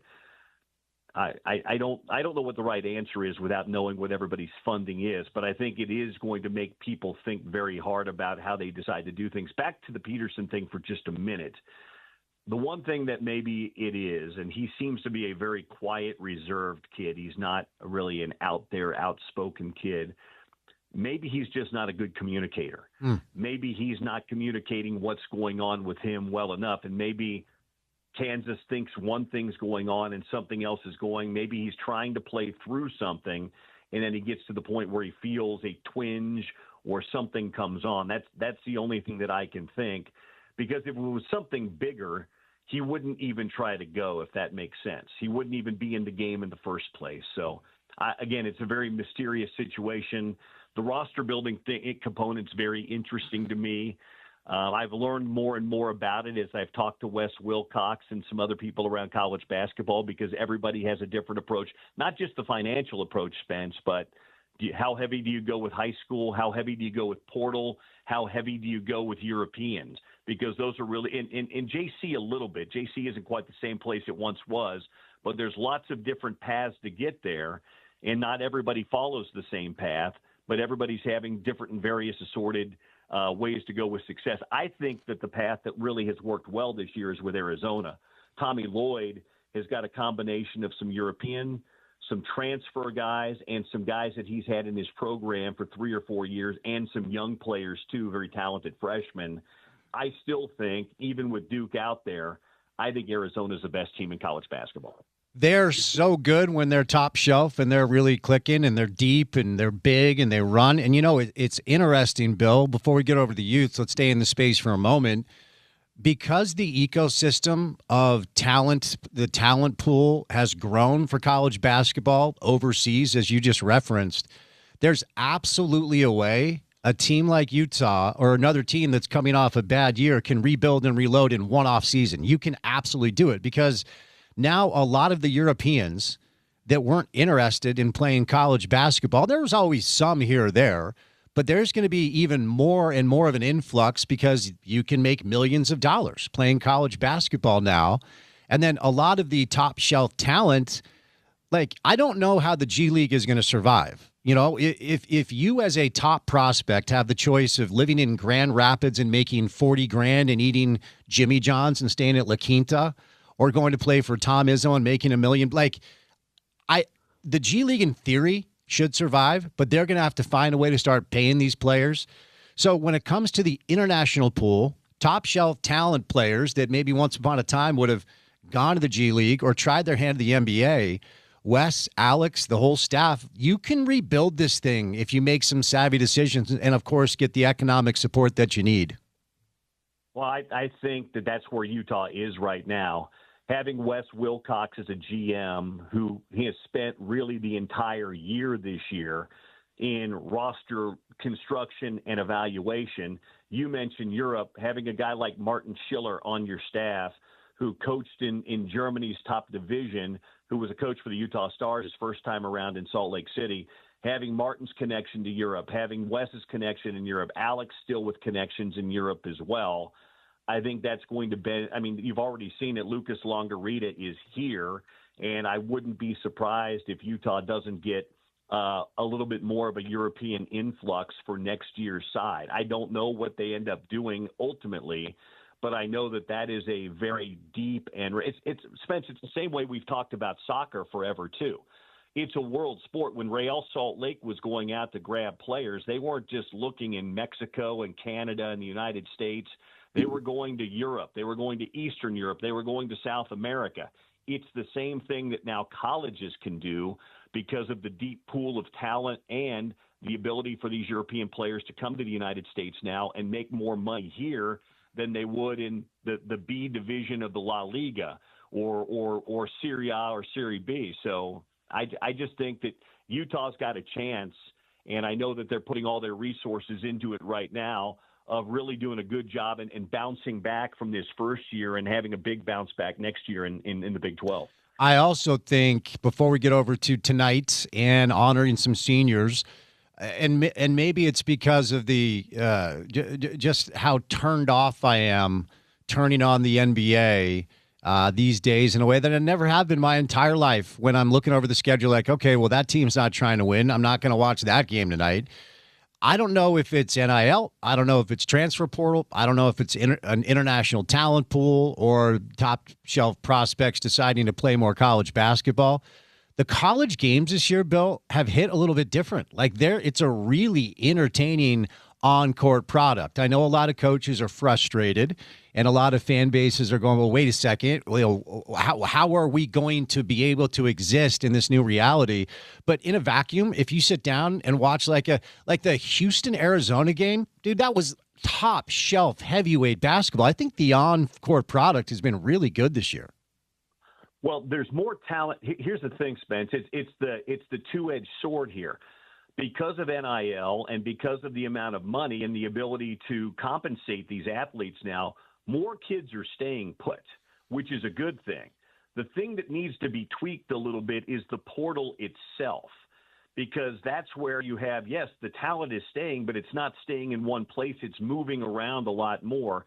So it's a little bit harder if you're a fan of a particular program, not knowing who's going to be back on a given year, if that makes sense. But to your point, yes, if you're able to keep a core of your team and then build around it annually with a few players in the portal or European players, the college basketball game from a talent standpoint, I think is as healthy as it's been in 10 or 15 years. I think there's an enormous amount of talent, and it's not just at the very top. I think, look at the Big 12. Look at what UCF did last week to BYU, and I know BYU's down a little bit. They went into Provo and won by 30. Johnny Dawkins lost 3 or 4 really good players off his team a year ago. He's at UCF without a lot of money, but he's replenished those shelves a little bit. So I think you're right. I think when you tune on given games on given nights, there's a lot of programs, and I think there's a lot of parity across the board in college basketball that we haven't seen in quite some time. All right, since you and I last spoke, the Utes have played a couple of games. Iowa State's awesome. I know they lost to BYU and Provo, but I've talked to you before about the fact that I completely underestimated them. I was a little let down with the Arizona State game because I felt like that was a little more winnable, and they just didn't come out of the gates with a lot of gas. But tell me what you've seen past couple of games before we preview tonight with the loss at against Iowa State, then at ASU. Yeah, it's just a lot of the up and down stuff. They'll be better in one area, and then they'll slip in another area. Playing, good starts are important. They didn't get off to necessarily a great start against Arizona State. They only scored 24 points in the first half. They keep games close. You got to make plays down the stretch. They haven't figured out how to do that. Maybe tonight's the night against Colorado. This is a Colorado team that's okay. They're not great. They're not going to be an NCAA tournament team unless they catch fire over the next week. But they've got some good players, Spence. They've got a really talented backboard kid in Isaiah Johnson whose dad is one of the lead basketball trainers for Clutch Sports. So this kid's grown up around basketball in a league that's got a lot of really good freshmen. Nobody's talking about this kid, but he's really, really good. The problem is you've got, DeBonsa, and you've got Kingston Flemings, you've got Darren Peterson. This kid's really good. And then they've got a transfer. Tad Boyle doesn't do a lot of transfers at Colorado, but they got one from UC Riverside who was an all Big West player named Barrington Hargris, and he's fantastic as well. So those two guys are good. They got a big shot blocker named Bangat Dax. So we'll see what happens tonight. Utah's got the horses. They can win these games. They just have to figure out how to kind of put together a good start and figure out how to finish these games out. Last thing, since it is senior night, our last chance at home to say thank you and give a little love to Don McHenry and James Okonkwo. And Don has had some big-time scoring games this year. He's a really dynamic ball-in-hand individual bucket getter. And the one thing I'll say about James is at times I will watch and wonder if certain players care. I have never worried about that with him all year. For some of his offensive limitations, you can tell that he's playing with his heart. He's playing his ass off. And for a team that hasn't really protected the rim all that well this year, he's kind of been the one bright spot. So before I say you lose, as we say goodbye to James Okonkwo and Don McHenry, what are your thoughts? Yeah, you're exactly right. Okonkwo is not a wildly skilled guy, but he is an energy guy, and he is a tough guy, and he gives you everything that he has out there every single night. He's well-traveled. He's played at North Carolina, West Virginia, Akron, and now Utah. He's a British kid that wants to play, back home in England, I think, when he's done. And then Don McHenry's just a bucket getter. He was an all league guy when he was at Western Kentucky. He's come in here. He can get hot, really heated up. He's closing in on 2,000 career points, Spence, at the D1 level. So he can score. So yeah, it's not the same traditional senior days that we're used to, where guys played 3 or 4 years and you'd honor those guys. But these are guys that chose to be Utes to finish up their careers, and they both played really hard and left it out on the floor this year for Utah. So hopefully we'll get a good crowd out there tonight for the final home game and send those guys out with a win. What's the latest pod, Riles, and where can people go snag it? Crimson Corner. It will drop tomorrow, and my positional breakdowns. I talk a little bit about defensive ends, and our old buddy Steve Bartle comes by to talk a little Utah hoops and a little Utah football. So that will drop. Last week we had Wes Wilcox. We've had Brian Johnson. We've had Johnny Bryant on in the last month. So wherever you get your podcast, search the Crimson Corner. Good stuff, Riles. Have a good call tonight. Thanks for the time, my friend. Be well. Thanks, Spence. All right, Bill Riley, voice of the Utes. It is the final home game for Utah men's basketball tonight. Senior night for James Okonkwo and Don McHenry. Utah's a slight dog. 1.5 is where we're at. 1.5 points. Colorado's getting just a slight little favorite in Vegas. Pre-game coverage will come your way at 6:30. Then tip-off at the Huntsman Center will come your way at 7 o'clock. All right, 2 hours down, 2 hours to go. I guess 2.5 hours to go, because we go until 6:30 tonight. Zach Harper, NBA Daily Assist style, coming up after a quick break. Then Dave Fox live in studio. Then we'll get to the 5 o'clock hour of the show on a busy Tuesday. It's good to have you with us right here on ESPN 700.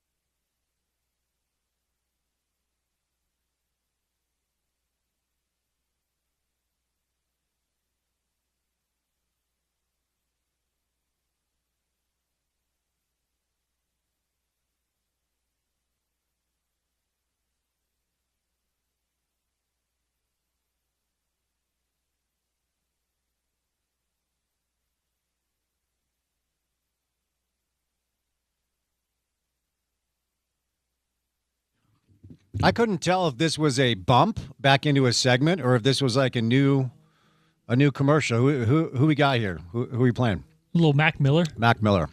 Rest in peace. Talented young man. Were you into Mac Miller? A little bit, yeah. No. As far as your selection goes, he's probably my favorite one. All right, we are going white rappers today. I wonder if our next guest, if there's one guest that I could have that actually did see the White Rapper show on VH1, it might be Zach Harper. Does that ring a bell, young man, to you at all? Absolutely. Hell yes.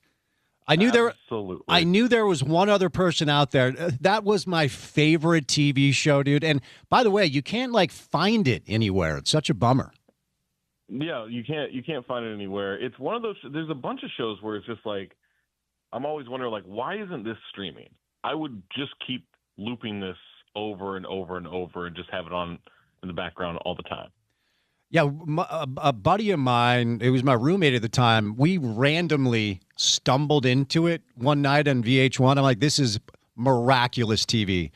And VH1 had an underrated run, Zach. I mean, MTV got most of the attention. VH1, highly underrated. That's my hot take for the day. Yeah, once they stopped playing Sarah McLachlan all the time, they really found their lane. The Unplugged with Natalie Merchant, you weren't a fan of that? Is that what you're saying? Oh, no, hold on. No. I'm not saying these are bad. I'm just saying they found a better lane once they got into some really weird television. Okay. All right. Fair enough. What have you been up to? You're not, I see you on Instagram, but you're not really tweeting much anymore. What's going on with you as of late? I don't know. I'm on the radio. I'm on newsletters. I'm on podcasts. I'm enough places. I don't need. People don't need my tweets. Nobody needs. Well, nobody needs anybody's tweets if we're honest. At this point. So anyway, all right. I'm also just tired. I've said yes to too many things this season. Yeah. And now I'm just exhausted. Yeah, there's some, I don't know, it was a GIF or a meme or whatever. It's like, hey, the reason we're not friends anymore is I'm just tired as we get older. Yeah. That's all. Yeah, pretty much. That's it. So I'm with you there. Hey, Jazz Nuggets last night, surprisingly entertaining. Elijah Harkless and John Conchar with the defensive assignment on Nikola Jokic, and it was actually somewhat effective, but the conversation about drawing fouls in the league right now and how certain players go about it. I love Jokic, man. I think he's awesome. I just think this behavior is kind of beneath him. But what do you think? I mean, we were good with it the last 5 years, right? Why all of a sudden is it a problem? He's been doing this forever. Yeah, I know. But I've never liked it personally. Yeah, but now, I don't know. It seemed like the broadcast took exception with it, calling it antics last night. He's done this for years. I don't know why all of a sudden this is an issue for people. It's it would be like if 4 years from now people finally were like, you know what, this Shai Gilgeous-Alexander, he's drawing some fouls I don't appreciate. Mm-hmm. He's getting some calls I don't appreciate. I just think Jokic has just been this. It's maybe a little bit different now because he's been struggling with his shot since he got back from the injury, and they're not as good, and so I don't know, maybe there's a different kind of spotlight on him when he's not quite as dominant, but I don't know. I find it odd that all of a sudden we're now in a space where it's this Jokic guy, he's kind of flopping a lot. He's been flopping. I just don't like the fact that it feels like it's permeated into the league where a lot of players are doing it in a way that's different than players did it before. I mean, drawing fouls has always been a good way to expedite inefficient offensive basketball, get to the line, right?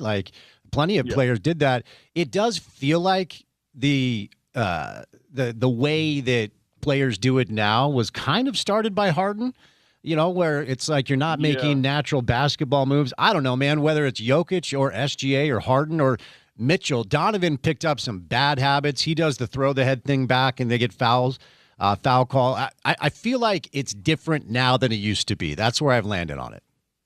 Well, I also think that officiating is so inconsistent now, and not that it's always been amazing, but we're in a spot now where there seems to be this emphasis on just did technically this referee get the call right? Okay, then they're a good referee. Let's keep putting them in the mix for bigger games. And instead of I think the fact that communication among players and coaches and referees seems to be not at an all-time low, but it's pretty low when you talk to, coaches and players around the league. Like, I think they're very frustrated on that aspect of it. And then that leads to a lower understanding of what the referees are expecting out there and what they're trying to accomplish out there in terms of how they call the game. Like, some referees are going to call it looser, some are going to, call it tighter, but for the most part, I think it's changing so much, and it could just be solved with the league and the referees coming together and saying, hey, these points of emphasis that we do every year, we're going to keep them past Thanksgiving. Like, we're going to keep it consistent, because they've addressed all of this stuff before. You weren't supposed to be able to stop short and have a player run into you and all this stuff. And none of it's consistent. It all goes away after about a month of being a point of emphasis. And I think that inconsistency leads to players just taking advantage of I can get away with this and get some easy points.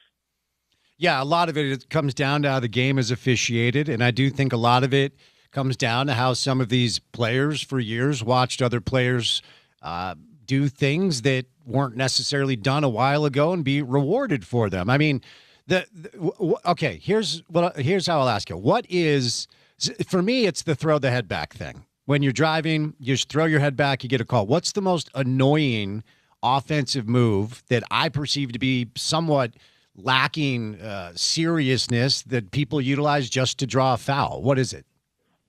Falling down without contact. Just diving then. Like that yeah, I mean, but it's like guys will just be driving to the lane, a defender will be near them, they start to lose their balance, and they just drop to the ground, and the official thinks, oh, well, that guy wouldn't just drop to the ground on his own. I have to call a foul. And I get it. It's a quick game, and officiating is very hard, so I don't want to make it seem like this is an easy fix by any means in terms of how you officiate it.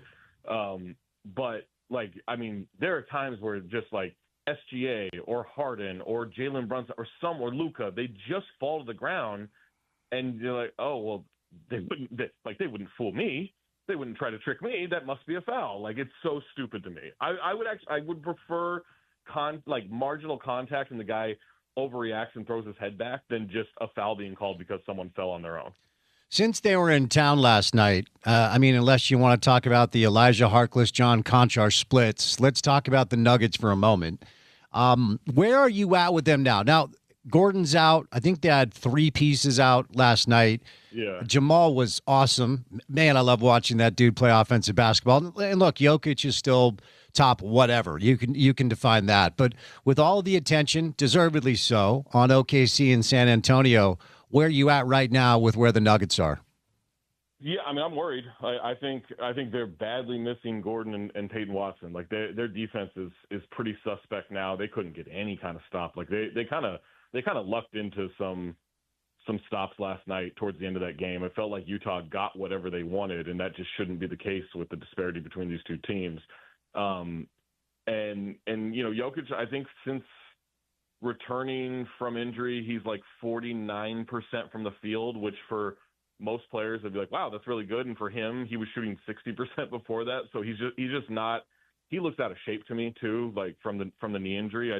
He's not moving well on defense, and that's not helping things either. So their defense is so bad. They have not looked good the last, 12, 13 games, and they just badly need to get healthy. I mean, as is, and I'm not obviously without Gordon, without Watson, it's going to be tough, but even if they get back in to the lineup and they're not reliable on defense because of the lingering hamstring injuries, I don't think this team can make a deep playoff run as is, and they're the team that, if healthy, I would pick to win the West. So it's very concerning where they are right now. So since we are in Salt Lake, the Jazz topic continues to be the same. They have learned their lesson, and instead of just playing their best players, instead of just benching their best players in the fourth quarter, now they've elected to, have some procedures done. And look, injuries are tricky, right? So I'm not calling anyone a liar. And if you need knee surgery, get knee surgery. I wonder if Jaren Jackson Jr. would have had this procedure done if the Jazz were about to win 60 games and win a championship. But look, you're finally doing it the way you're supposed to do it. Mark it in with a MRI on his hip and ankle. He's going to be reevaluated over the course of the next couple of weeks. So right now they're 5th, okay? I'm saying 2 games behind Washington, even though they're 2 games ahead of them, right? So, I mean, trying to continue to lose.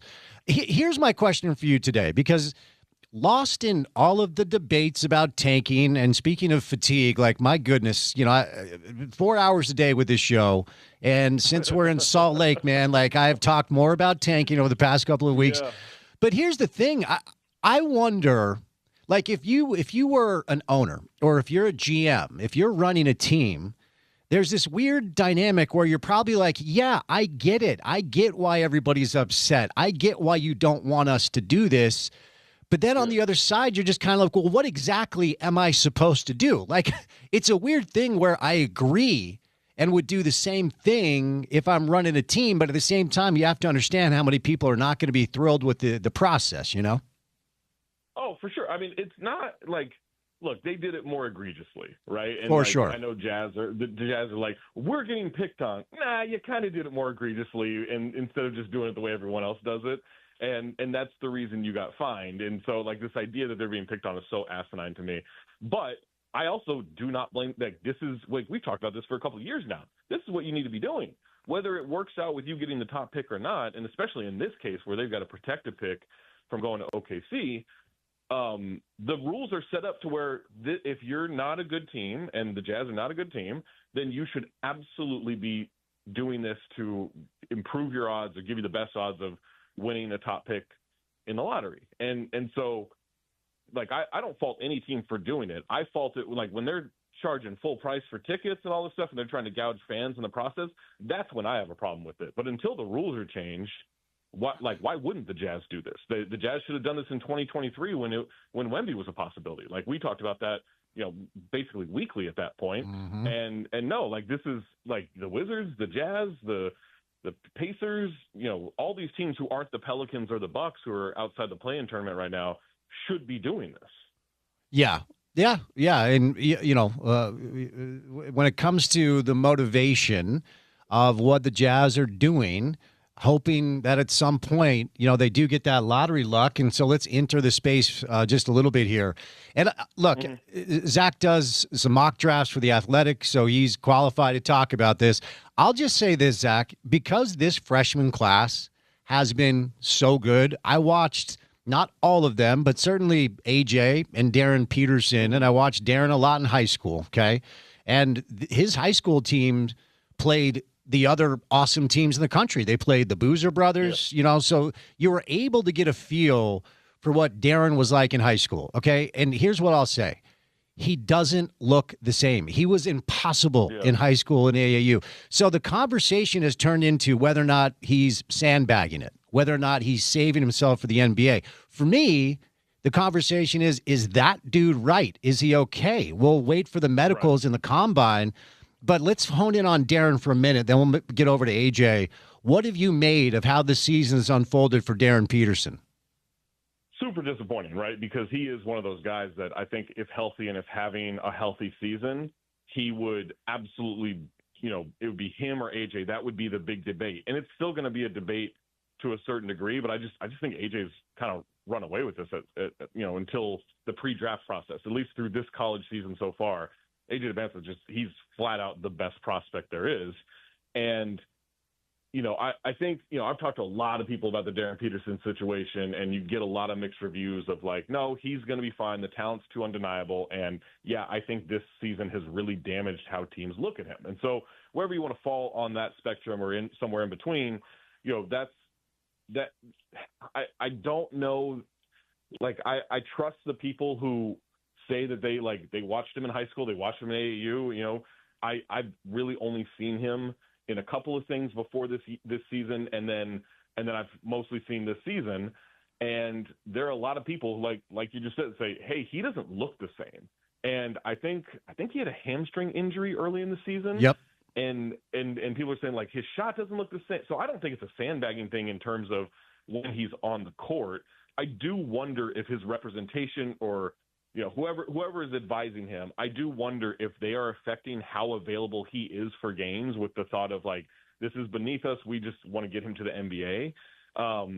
And so like that accusation has been thrown out there. I don't know enough to to confirm it or refute it, but it's definitely in my mind when it comes to Darren Peterson. But I do trust that people are like, yeah, he doesn't look the same physically on the court. And everyone's afraid of the calf injury, and absolutely so. But the hamstring injury is really, really damaging. We've seen that playoff seasons year after year after year. Some big player injures their hamstring, and then they're not right for the rest of the time, or they just sit out completely. And that would explain a lot of his shortcomings on the court. Well, I wonder, a lot of people have drawn the parallel to Kyrie, who played 8 games at Duke.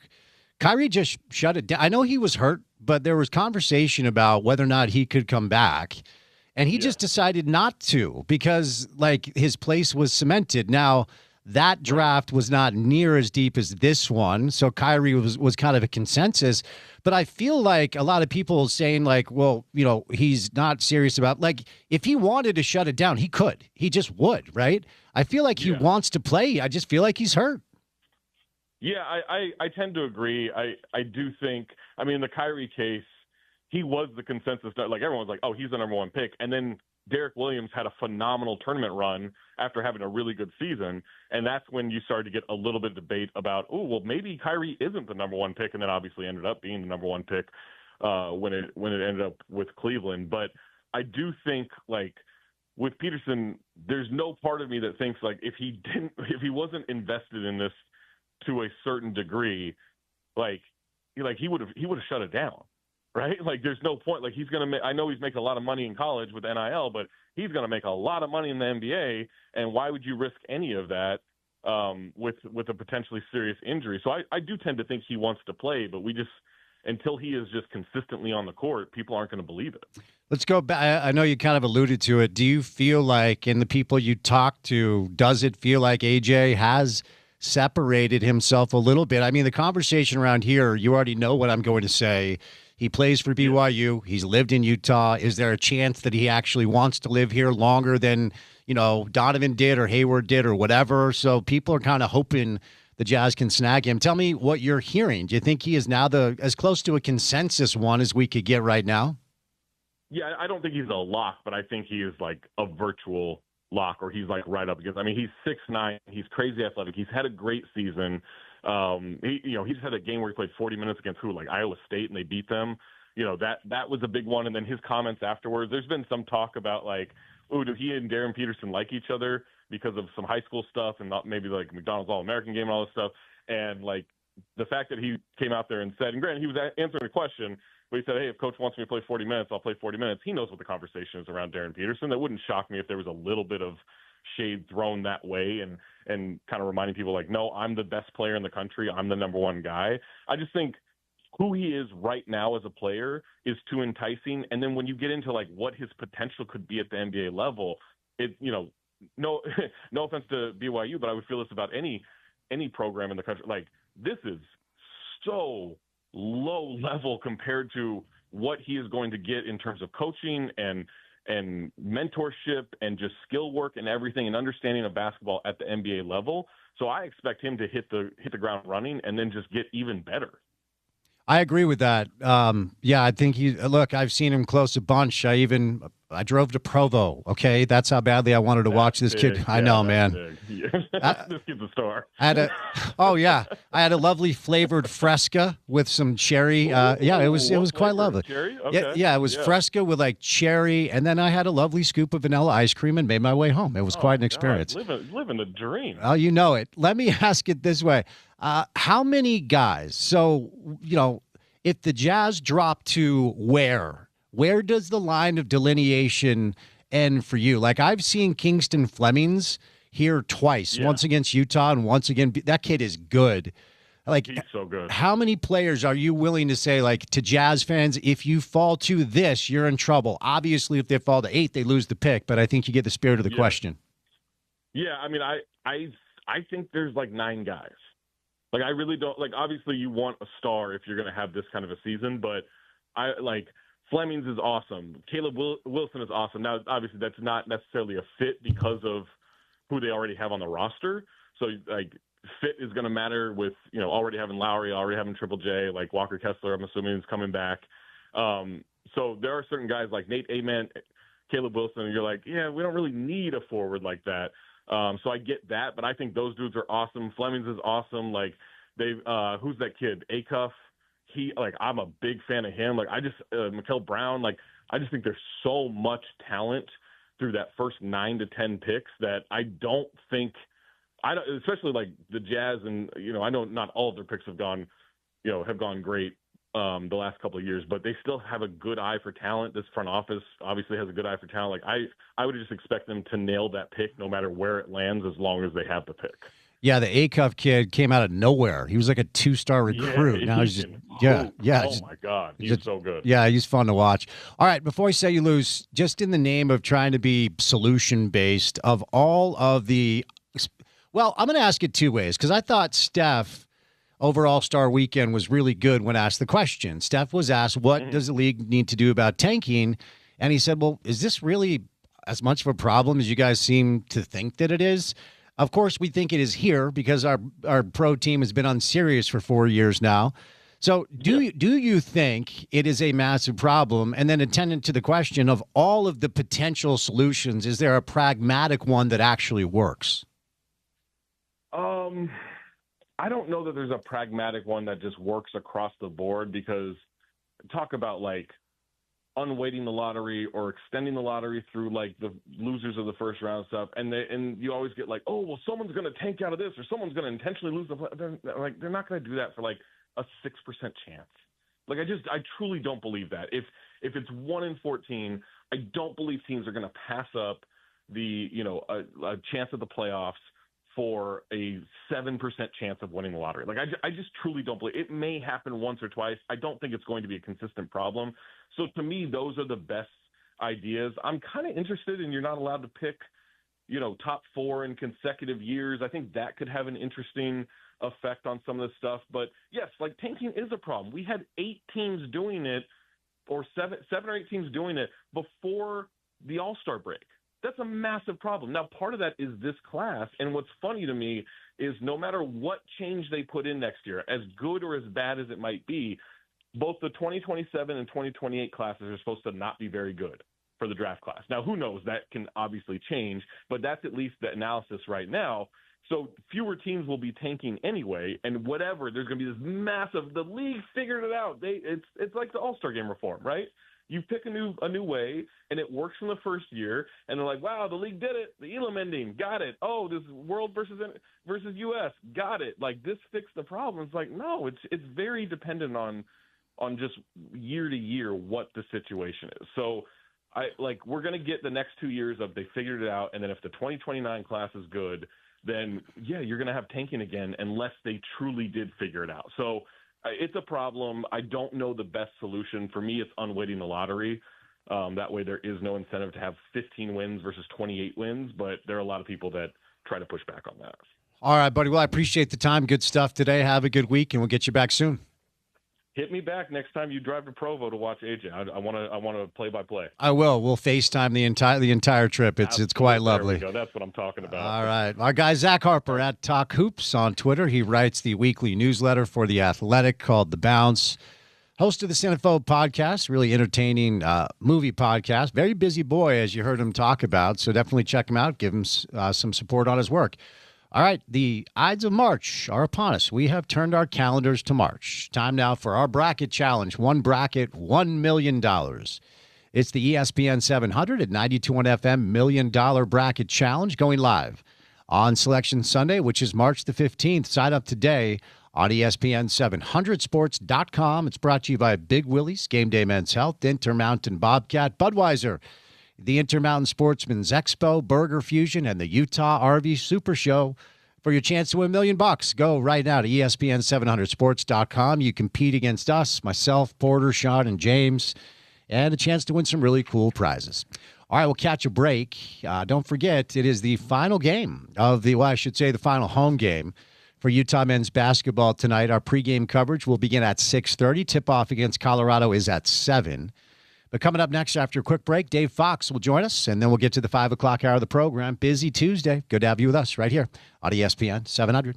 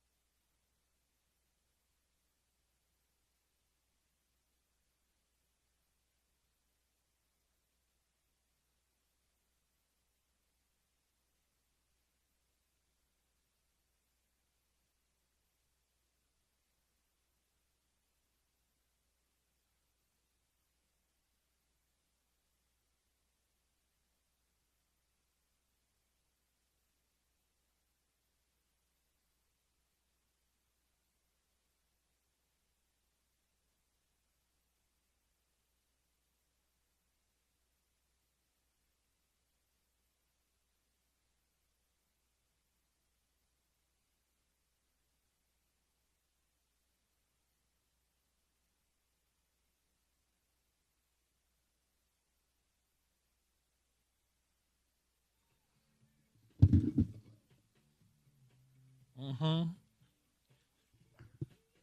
This is Robin Thicke, isn't it? Yeah. Yeah, it is. Porter, is this Robin Thicke? Affirmative. The theme of the show today is white rappers. He had one rap. This is not a rap. Dave Fox. It is. This is Dave Fox's choice. And Dave Fox, when we said white rapper, landed on Robin Thicke. That's not. What did I say first? I said Vanilla Ice. I think you said Eminem. Or But- sorry, I said Eminem. Okay. I thought we might get like a little DJ Dave Fox special. Wait, you guys are distracting from the point. Robin Thicke in no way, shape, or form is a rapper. No, but he did that one rap tune. Which one rap The tune? one you just heard. That was not a rap tune, and nobody Kind of. but nobody calls it rap tunes either, Dave. Robin Thicke is who Dave Fox landed on. By the way, the son of the late Alan Thicke. Good knowledge. What was it? Family Ties? What was Alan Thicke on? One of Growing those. Pains. Growing Pains. Yeah, and then he did some Hallmarks later in his life. Alan Thicke, underrated actor. Yeah, from what I've heard, a really good guy. And tragically passed away. He had a heart attack. He wasn't even that old.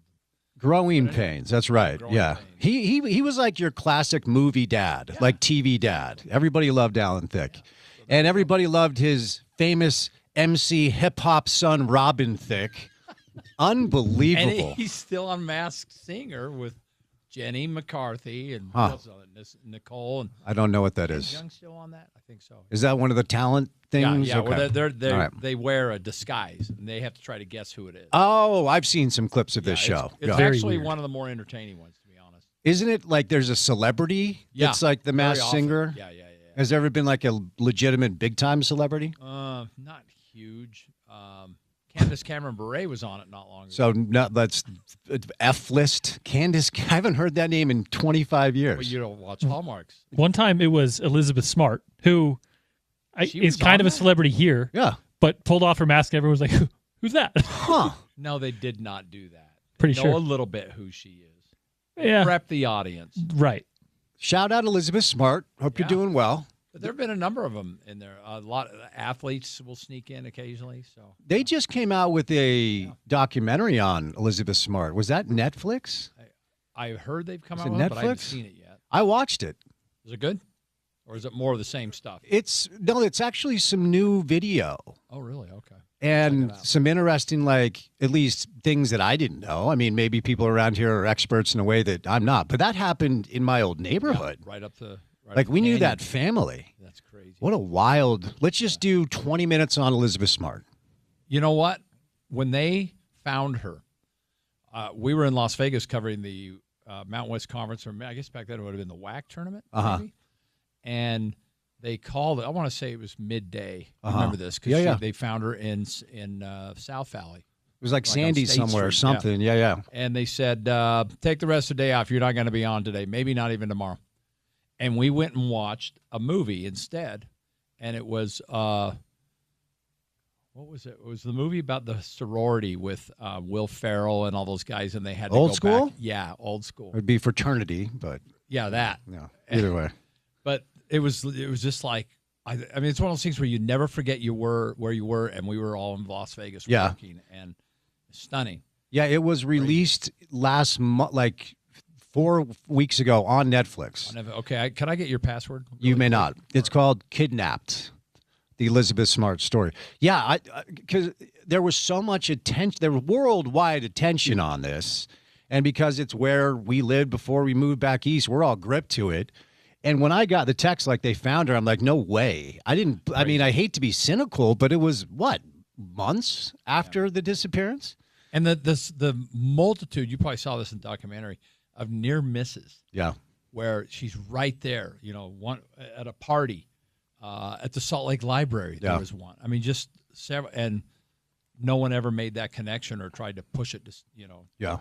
But thank goodness it ended, the way it did. For sure. It's been a lot worse. For sure. But yeah, it's been pretty interesting watch if you're not familiar with the ins and outs of the case. Yeah, on Netflix.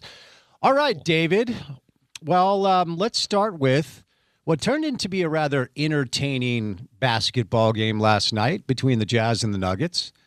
Where were you sitting when Jokic was riding Keontae? I was on the other side of the floor, other basket, so I couldn't really see Not that. as good a view? Okay. But it's really turned in today. We've been talking about what I feel is a new generation of foul merchants, right? Drawing fouls has always been a thing. You've always wanted to get to the free throw line, but the unnatural basketball motions, the straight up divings, the straight up cheating, James Harden's Jalen Brunson, Shea does it, and Jokic and Luka. Donovan does the whole thing where he throws his head back. He's never touched. It's one of the parts of the game right now that I just can't stand. Well, but here's the thing. It's working for them. Exactly. That's so the this problem. Is the problem. Yep. It's as long as it continues to work for them.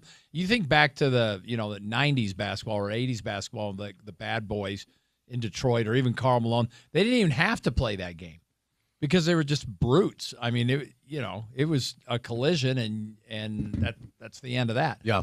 But as long as this keeps working, they're going to keep doing it.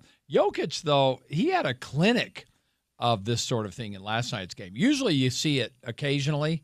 It was one. How about the one where he and Filipowski go to the ground? Where Jokic essentially just forearms him and rides him out of bounds and then falls down. And then the replay late in the game. And by the way, I'm glad this happened because the Jazz did not want to win that game. Of course. But at the end of the game when they were saying that it was the block on Keontae. And they were saying that he had touched the ball first, which, by the way, when you do that, it negates everything else. So it was a block before anything else happened. But what they failed to notice is that that was the right hand. The left arm was literally shoving Keontae basically out of bounds. But that didn't matter. Now, I will say this. Jokic gets beat up quite a bit. Oh, yeah. And he can handle it. bigs always kind of have. Mm-hmm. So the frustration is understandable. But both he and Luka do the same thing, where oftentimes they're instigating the contact, then they flail their arms up, and then they cry to the refs like they're being beaten by 5 people at once. The exhausting part to me is the bitching and moaning to the refs all game long. That gets old, too. The exhausting part to me is how long many of these guys, Harden's an example, have gotten away with it. Uh-huh. And I think Harden's situation might be slowing down a little bit. But at his peak, he was the Rembrandt of drawing fouls. He was, and he turned it into an MVP season. They've made some adjustments with the swing through. They don't call it as much. And I do like that they've started to really – this actually used to really bug me about Bruce Bowen from the Spurs, who would take away your landing space for a jump shot. And it would end up like – It That's felt dangerous. intentional that he was trying to sprain Allen Houston's ankle all the time whenever the Knicks played the Spurs. So they cleaned that up. They've got to do away with the throw the head back. To me, that might be the most irritating thing. And Donovan's the worst with it. He'll be driving, no contact at all, just throws his head back like that, and Hayward used to do it too. It's so annoying. The one Jokic had last night was awesome. Yeah. In terms of, if you're rating these, that was state of the art. It was. You know what I'm talking about? It was near the top of the key. Yeah. Mm-hmm. And that's the way it's done. These guys could run a clinic on this sort of thing. They could if they wanted to. But again, bottom line, let's circle back. They're going to continue to do it until it stops getting called. That's just the way it is. And if you're a Jazz fan, you're happy that it worked out the way that it did last night because we know they're trying to hold on to the asset. And we've talked about this throughout the course of the show today.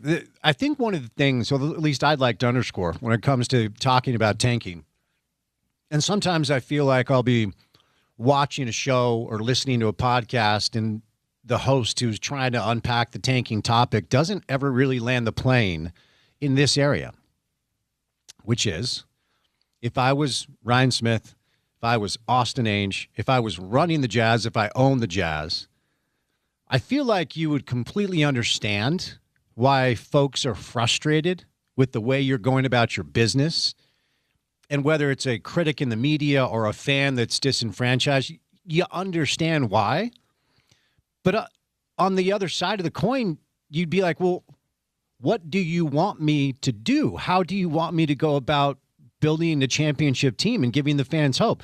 There really is no other course of action. If I was the owner, if I was running the team, I'd be doing the very, very same thing. I 100% agree with you, but are you saying you'd like them to be able to just come out and explain that to the fans? No, I'm just saying I think they probably... Because that would be fun. You should completely understand why people are frustrated with what you're doing.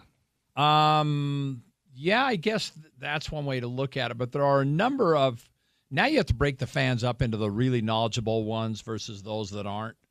And those that know what's going on and understand how you build this is perfect. Especially that, Spence, for the first time in 4 years, we see a light at the end of the tunnel. Mm-hmm. Every year in March, we talk about, there's one more year of this, or there's 2 more years of this. This is it. And the great thing is, you look at the kids that they threw out on the floor last night other than Keontae, and they actually played really, really well against a very good, possible championship contender and a 4-time MVP. I thought Keontae was good last night. No, it's what I meant was a bunch of young kids that are scrapping, with the exception of Keontae, who's beyond that now. In my view, he is already at almost veteran status. He is phenomenal. And they had no answer for him in the fourth quarter until the Joker foul. Yeah. But then you look over the bench, and there's Markkanen, and there's Jackson, and there's Nurk. Hope that nose is healing all right. There's Kessler, and it's like there is a whole team of 40 to 50 win season players sitting there. Mo Bamba.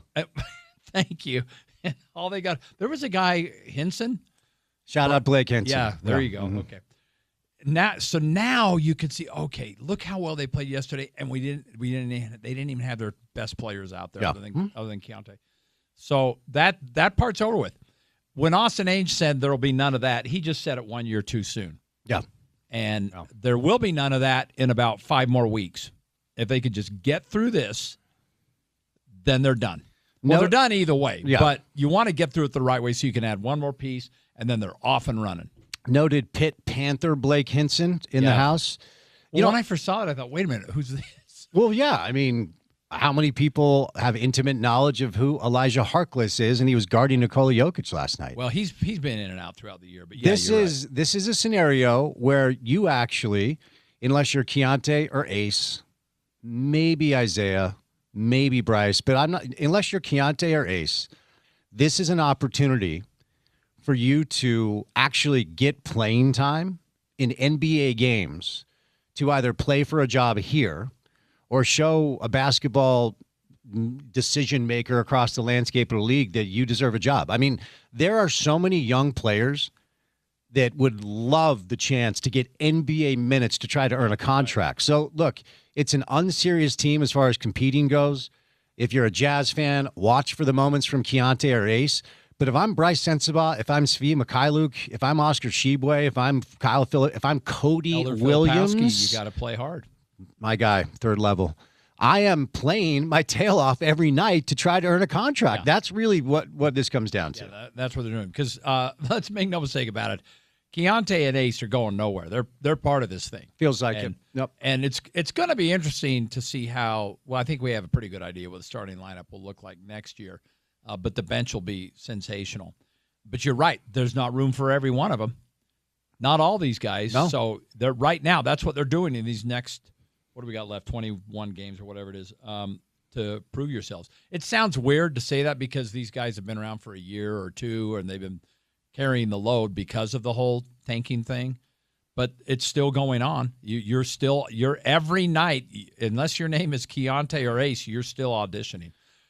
Funny thing is Collier's played so well in Keontae's absence, but he's still just that other guy for now. I mean, I don't think he's going anywhere. I think he's going to be part of this team. I think we all agree with that. Yeah, I feel like Isaiah and Bryce have done enough where they're on rookie contracts, so you don't have to pay him a lot of money. You can bring him back and play in his rotational pieces because you are paying Jaren Jackson Jr. a lot of money. I mean, you basically utilize the cap space you were going to have in free agency to make that deal. Don't forget you're going to be paying Kessler. Walker. Yeah. You're going to be paying Walker Kessler, and you're going to start negotiating with Keontae, who, by the way, has played himself into a different economic position this year. And don't forget the other player that's going to be added. Now, he doesn't affect the bottom line yet, whoever that is, but now there's a spot. If they end up with another top 4 or 5 pick, that's a guaranteed spot. Yeah. It's not going away. So everyone is working their tails off to try to be a part of this process next year when the Jazz are going to look really good, I think. Yeah, no, I think if you're a Jazz fan, you should finally breathe a sigh of relief that the team you cheer for will actually try to win games next year. But circling back to what you said at the beginning of this, people, let them finish this out the right way, which is to not win very many games. Now, there's some weird ones coming up. They got Washington twice. And we know what. Although Trae Young's back, he didn't get suspended, right? No, he didn't get suspended. He's back. But how weird is that? He left the bench, gets technical foul. He's not even played yet. Yeah. And then they've got a couple of other teams that you're not really sure how the tanking process is going, like Milwaukee. They play them. Yeah, I think Milwaukee's going to try to make the play-in because they brought Giannis back. Which is good news. 3.5 games behind Charlotte. Okay. But there's some dicey games out there. And those are all coming up in the next probably couple of weeks. But their final, I'm not even looking at the schedule right now, but if you are, check me if I'm wrong, their final 10 games are brutal. I mean, I don't see many wins in there at all. Well, every game is brutal for a team that's not trying to win. True, but you could accidentally, if you're playing the Kings, you might accidentally win a game or. So they're going to take on, they got Washington on the road. And they have them twice, I believe. Sacramento, Milwaukee at home, depending on what Milwaukee ends. Washington again at home. Yeah. But you check out the last week or two. They play New Orleans and Memphis. Okay, so Tuesday, April 7th is New Orleans. April 10th is Memphis. Then they close against the Lakers. They do have a stretch where they go Denver. Although I don't know what Phoenix is going to do. Dylan Brooks is hurt. Cleveland, Denver, Houston, Oklahoma City. They're 5-6 game stretch. That's tough. Yeah. So go. That's good. Go Jazz. Keep on losing. Finish this out. Hey, you know what they say? Finish strong. Yes, they do. And by finish strong, that means don't win too many games. Yeah, it's so weird to be looking at the schedule every night and deciding if I want to watch NBA basketball and typically ending up watching college hoops because both teams are playing hard. Tonight is the final home game for the Utah men's basketball team. It has been a long, hard year. Alex Jensen with an interview with the Salt Lake Tribune over the weekend and was very honest that he knew the challenge. I mean, look, they waited too long to hire him. They just did. Okay, so by the time the coaching staff was in place, by the time, for whatever reason, you're dragging your heels to make the hire, just make the damn hire. Most of the talented players on the market, not available. So they kind of had to settle for maybe second, third choices here or there. James Okonkwo, Don McHenry, two seniors we'll say goodbye to. And then we'll see what Alex Jensen, Wes Wilcox, and company can do this offseason. They badly need talent upgrades. And they appear to have some nice you like to refer to them in the NBA as pieces. Mm-hmm. But coming in, they had some injuries this year that hopefully will get cleared up. I think I don't know that next year you're looking at a nationally ranked team, but I believe it'll be a vastly improved team from what he had. I mean, how can it not be? I was going to say it better. It better be. It's worse than the team. There's no tanking in college. No, there's not. He needs a booster that cares about basketball. Sort of like BYU. He needs Ryan Smith or Danny Ainge. Yeah. He needs somebody that has deep pockets that cares about Utah basketball. Although that's not worked out all that well at this point. I mean, for who? For BYU. They're not ranked for like the first time. They just signed the number 2 prospect in America. I'm talking about now. I think the A.J. DeBonsa experience has been very beneficial for them. Are they as good as a team that I thought they would be? Absolutely not. But I believe that when they did that with A.J., they thought they had a Final Four team. Yeah, I think they would probably tell you they still feel like they did if all 3 of those kids didn't get hurt with Dawson and Richie and the other kid.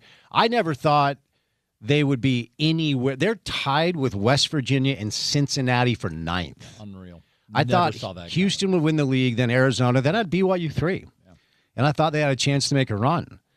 But now Kevin Young has proof of concept with Yegor Demon. AJ is going to be a top 2 pick unless he goes back to school. Yeah, what is that? It's nothing. It's hot air. I wonder if he made a podcast. I wonder if he made a deal with the host of the Deseret Nation podcast that he was going to say that to get eyes. There's no way that's happening. That's absurd. And now this prospect who signed today, I mean, that's 3 straight years of top shelf NBA talent. It's not nothing. None of them have made it to the Final Four in the history of BYU basketball. Yeah. They own the dubious honor. And your Utes have been to the championship. Yes, they have. Of most NCAA tournament appearances without being in a Final Four. I thought this team had a chance to end that. Nope. Spring football, BYU style. Aaron Roderick today. And I feel like I know A-Rod pretty well. He doesn't look like he's being sarcastic here. He was asked about his young wide receiver core as Chase Roberts is now trying to go to the NFL, and Parker Kingston, of course, was expelled from school. So it's a new group. And he said he didn't want to talk about new players because it leads to tampering. Do you think he was joking? I couldn't tell. It doesn't sound like it. Doesn't look like it. I couldn't tell. And the thing about, one thing you got to love about A-Rod is he always appears to be extremely genuine.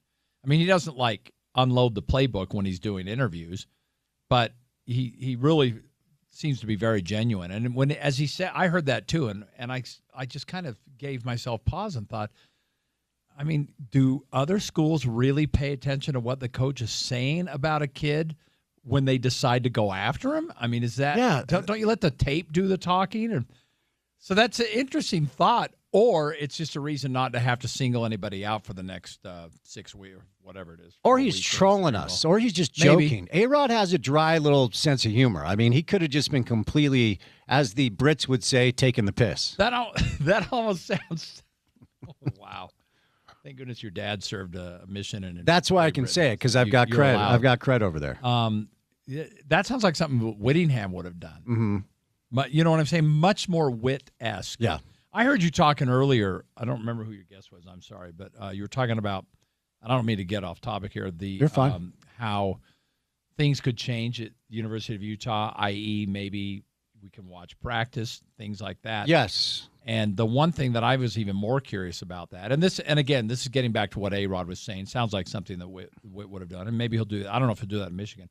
I'm looking forward to seeing how Morgan Scalley handles the injury report, because heretofore it has been, borderline mocked by not borderline. He was straight up in your face that he was mocking the entire process. Brutal. I think we saw Morgan before the Vegas Bowl be a little bit more detail orientated about the injury report. Porter, is that? Yeah, but Whittingham had only announced right before. Yeah, it had the players that were out. Hence an injury report. The one before, it was basically just two middle fingers. Yeah. No, Whit didn't even pretend like he was. It was entirely mocking the whole process. Right. So I'm curious to see how Scalley is going to handle that. I'm curious to see if Kyle has the nerve to do that at Michigan in the Big Ten. Yeah, that might be a different animal. You can get away with being the big bully on the block here. Yeah. I actually wonder. I hadn't even considered that until just now. I've been thinking about it a lot. I wonder if Whit does the same thing in Ann Arbor in the Big Ten. I don't know that. He'll hear a lot more from the boys in Vegas if he does it there. Yeah, boys in Vegas. And I think we've all established that's what it's all about. It's just like with Adam Silver being so mad at the Jazz. He would rather have the Jazz just say Lowry's not playing than to sit him in the fourth quarter. Yeah. But it all circles back to that. So that's very interesting. Because, boy, you talk about, when you're kind of fiddling with your injury reports, to your point, and you're the coach of the Utes versus Michigan, wow. I don't know. That's going to be very interesting. You're dealing with an entirely different ecosystem. It's one thing to get one question from like Gordon Monson about it. It's another thing to have all of the most powerful college football media members attending practices and games. Yeah, well, I don't know if they're going to be allowed to attend practice. See, that's another thing. I think Kyle got accustomed to being the big bully on the block here. It might not work. Telling people how this was going to work, whether it's folks up there in the administration or people in the media. And Kyle, look, I have no complaints. Kyle was always really nice to me. Yeah. But we're the flagship, and so he'd give me interviews. But Kyle could very much call his shots here in a way that I wonder if he just has the nerve to try it in Ann Arbor. I suspect he'll try it. And don't forget, they still view him as, quite honestly, the savior after a program that has been decimated by bad people. Mm-hmm. Yeah. So maybe he does have a little bit of leeway and can get away with that. We'll see. Well, Morgan, if you're listening, and we know that you are, so hello, how are you? Happy Tuesday. Yep. Let's get a little practice access, and then I will repeat, turn the jugs off in the background. Oh, that's the worst. While we are interviewing players and coaches. It's horrible. It's so bad. Right next to the cameras and the mics. We don't ask for much, and maybe some more pizza. Right? Do we want more pizza? Cool. I would like if they continued that. Okay. Yeah. I would rather have the jugs machine moved than the pizza, but we'll take both. Yeah, we would like to. We'll negotiate in good faith. Yeah. we right now are representing the entire media in the market. We are asking, as a group, we've unionized, okay? Here's what we're asking for. More practice access, not the entire time. Give us 30, 45 minutes. Like BYU does. Yes, no jugs machines while we're doing interviews, and just more pizza. That's it. And I still want to see an upfront injury report. Porter, would you like to add anything to the list? I'm good with that. Okay. I'm good with that. I will add a steak sandwich for me and me only when I come to practice. Oh, I'll have a steak sandwich minus the bun. So just a steak. Yes. You know what? I'd like a baked potato too. The pizza was in-house, by the way, so you have to work around those restrictions. Just let us all go in and eat in that beautiful cafeteria they have in the football facility. Now I think we're pushing our luck. I've eaten there several times. Okay, calm down, Dave. We're all so impressed. But here's the deal. This is a negotiation. So I'm going to bottom line it. But you throw a bunch in there so you can toss stuff out. Okay, I'm going to bottom my list, give you a chance to add, then we'll break. Okay, the list starts with this. More practice access. No jugs machines during interviews. Continued pizza for most media members. Steak and a baked potato for me, like a sparkling soda on the side. Okay. And I think I'll leave it there because I don't want to push my luck. What do you add? I need him to add Diet Dr. Pepper. Diet Dr. Pepper. Pepsi. Okay, no more Pepsi. I could live without Under Armour if they wouldn't mind. Oh, now we're talking about the apparel deal. Yeah. Okay. And then once they get to Nike, share some of the swag with the media. Free swag. Okay. And I think I don't want any more 8:30 kickoffs. Oh, I like that. No more 8:30 kickoffs. I don't know if he can do that, but 7:00 is the latest. I would like unfettered access to one of the new suites when they're done. So I'll throw that out there. Porter, what do you got? Dodge Ram. A Dodge Ram for Porter. Mr. NIL guy. Have a strange feeling these requests will not be met. Yeah. But that's a negotiation. Funny that whole car thing came and went in a hurry. It's like they don't even need that anymore because they just have so much money. Yeah. Have you been up there lately? There's a bunch of, I'll say, much nicer cars parking around there. Yeah, because they go out and buy them. But it wasn't like a fleet that was. I think there's still a deal with the Dodge. They're all like Challengers. By the way, it's Ram. It's not Dodge. Get with the time. Dodge is long gone. It's the same company. It's Ram. No, there is no Dodge. It's Ram. Are we really going to do any more radio on this? I have one, and I get offended when people calm call it down. a Dodge. Okay. I'm going to call it a Chrysler since it's actually the parent company. I'd also like with Salt Lake Country Club membership since he doesn't live here anymore. Okay. Okay. Final one. What comes up on Talking Sports tonight? Tonight I have Talking Jazz. Nice. And our friend, Alema Harrington. Shout out A-Train, my guy. That one. Mm-hmm. And then there's a lot going on tonight. The Utes play. The Cougars play. The Aggies, big game at 9:00 all the way down in Las Vegas. And, of course, the Mammoth plays. So we'll cover all that for you. I appreciate the shout-out on the state championship broadcast. I tell you, I did not realize that you were a teammate of the current Battlefield coach when you guys won the title in '97. You never brag about that. Well, I'm a humble man of the people, Dave. Were you the point guard on that team? I was one of the point guards. We had a good team. Brett Hewlett. Well, you must have, yeah. Who's now coaching Bountiful. But I appreciate the shout-out because you were doing the game with A-Train. My guy, Alema, definitely gave me some love while Tim Lacombe almost wet himself. Okay, now, Tim, he and I talked about this. Down. No, he got scared. Loves you. He said, will you fix that? No. Because I really like Spence. No. And he did. He glazed you. Trust me. It was fantastic. All right. So good to see you, buddy. Good to see you. I'll see you tomorrow. Oh, we got 5 questions tomorrow, by the way. Yeah, we do. That'll be fun. Stay tuned. I'll be on TV with Dave tomorrow. 3 hours down, 1 hour to go. Actually, 90 minutes to go before we throw it to Utah basketball. So keep it here on ESPN 700.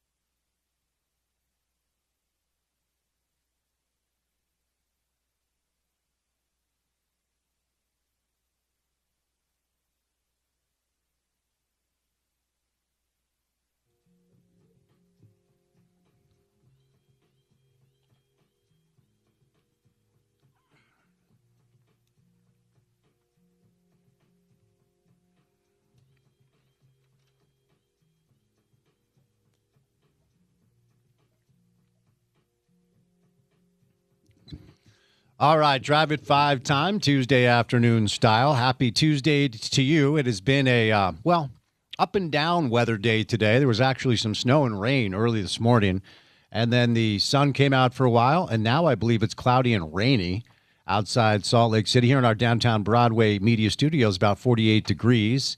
Headed for rainstorm tomorrow and Thursday. Looks like a little snow in the forecast for Friday, and then sunny and 60 on Sunday and Monday because, it's Utah weather. Happy Tuesday. We've had a fun show today. It's a big night in the world of college basketball, local college hoops. Colorado in town to take on the Utes. It's the final home game of the season for the Utah men. 7 o'clock Mountain Time up at the Huntsman Center. It can be seen on ESPN Plus and can be heard right here on your home of the Utes, ESPN 700.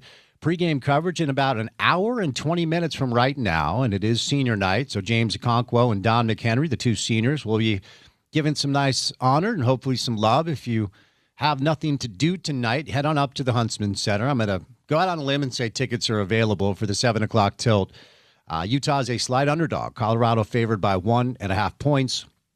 On the BYU side of things, it's actually been a big day for BYU. They're on the road to take on Cincinnati, where they're an underdog, about 1.5 points. Cincinnati's getting a little bit of love from Vegas. BYU is tied with Cincinnati and West Virginia for 9th. But Bruce Branch III, who is the number 2 recruit in the world of high school basketball, said no to USC, Kansas, Kentucky, Louisville, Arizona, Houston, and others, and said yes to BYU. So he follows in A.J. DeBonce's footsteps, and BYU is going to have another potential top 6 pick in Provo. So local college basketball tonight. Utah State can all but wrap up the Mountain West Conference title with a win in Vegas, regular season style. Jazz are off tonight, lost to the Nuggets last night. Utah Mammoth in action right now. The puck was just dropped in Washington. So kind of a busy night locally. All right. A bunch to do. We're going to bring in Riles right before pregame coverage. Do a little college football and maybe a little RSO with Chris Kamrani. But before we catch a break, here in the 5 o'clock hour, we have a new client on the show. And I'm really excited about it because I work with them personally and have worked with them personally for about 2 years now. Okay. So as we make our way into March, did you have a New Year's resolution of losing weight or getting back into shape? Well, where are you at now that 7-8 weeks has passed? The good news is not too late. And in fact, if you take advantage of this offer, you'll have a better chance of making sure that this time it's successful. So a couple of years ago, made a goal. Said, I'm going to get into the best shape I've ever been in as an adult. I'm going to do the things. I'm going to eat clean. I'm going to have healthy habits. I'm going to exercise, all the stuff, right? Did that for a couple of months. Was a little bit frustrated with the lack of progress. Was talking to a friend about it, and he recommended Game Day Men's Health and asked me if I had ever supplemented testosterone before, which I had not. So Game Day Men's Health is going to give you the very same deal they gave me, which is this. Number 1, free consultation. That's just a little bit of blood work. It takes about 15 minutes. And then they have your levels, okay? So then they can go over with you where you're at. If you're fine in certain areas, if you're lacking in others, they'll talk about what they can do to help you. And for me, it was supplementing testosterone and utilizing their peptides. Now they have semaglutide, tirzepatide, all the weight loss stuff you've heard about. And if you need that, this is a great way to do it as well because you're going to get the best possible deal. This deal makes it affordable. So it's the free consultation. But what really kicks it in and makes it a no-brainer is you get half off, 50% off of everything for an entire year, okay? The very same deal they gave me. And I can tell you, couple of months after I started with them, I had made twice the progress I did prior to. And the best news is 2 years later, I have kept the weight off. I'm in the best shape I've ever been in because they follow up with you. Okay. It's not just a one-time thing. They actually follow up with you to make sure you're taken care of. So go to GameDayMen'sHealth.com right now. GameDayMen'sHealth.com. Locations in Lehigh, Pleasant Grove, Cottonwood Heights, and South Ogden. Find the closest one near you. Then tell them I sent you. Make sure to say that. So you get the free consultation and 50% off all products with our friends at Game Day Men's Health. It's GameDayMen'sHealth.com. Catch a break. More next on ESPN 700.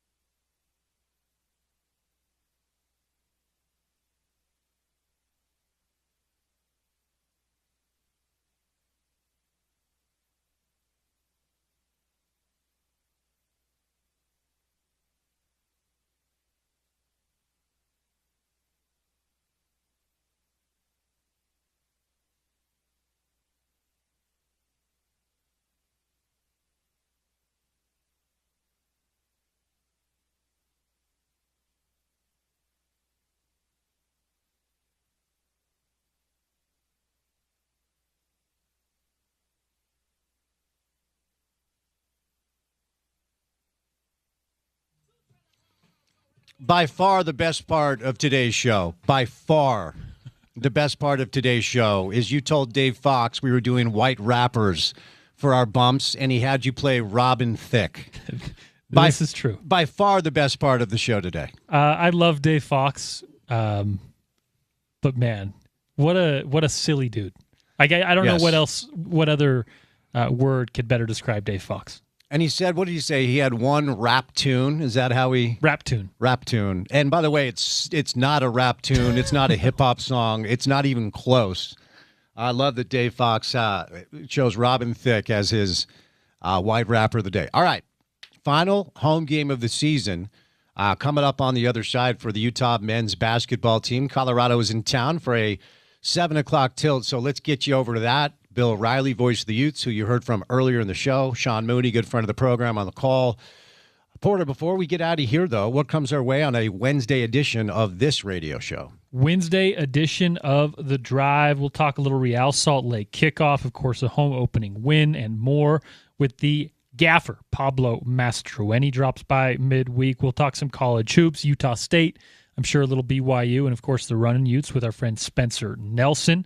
NBA Daily Assist Time with Tim McMahon, as we do each and every week, and then go all over the map on the hoops world with Richard Smitty Smith coming in studio. There you go. That'll be a good Wednesday show. We'll break down both Utah and BYU and Utah State, of course, in action tonight. So enjoy the game. Shout out Don McHenry and James Conquo. Senior night coming up. Special thank you today to Chris Kamrani, Bill Riley, Zach Harper, and Dave Fox. For the sound you missed. The website is ESPN700sports.com. Download our mobile app and take us on the go. That ESPN 700 app is available in the App Store and the Google Play Store. And then finally, for what we do in our space every afternoon for 4 hours, well, it's 4.5 hours today, check out our podcast page. It's called The Drive with Spence Checketts. It's available wherever you get your shows. Subscribe, rate, review, say nice things in comments, and give us all the stars. For Porter, I'm Spence saying goodnight. Have an excellent Tuesday evening. Go Utes. Talk to you on a Wednesday show. As always, you can find it right here on ESPN 700.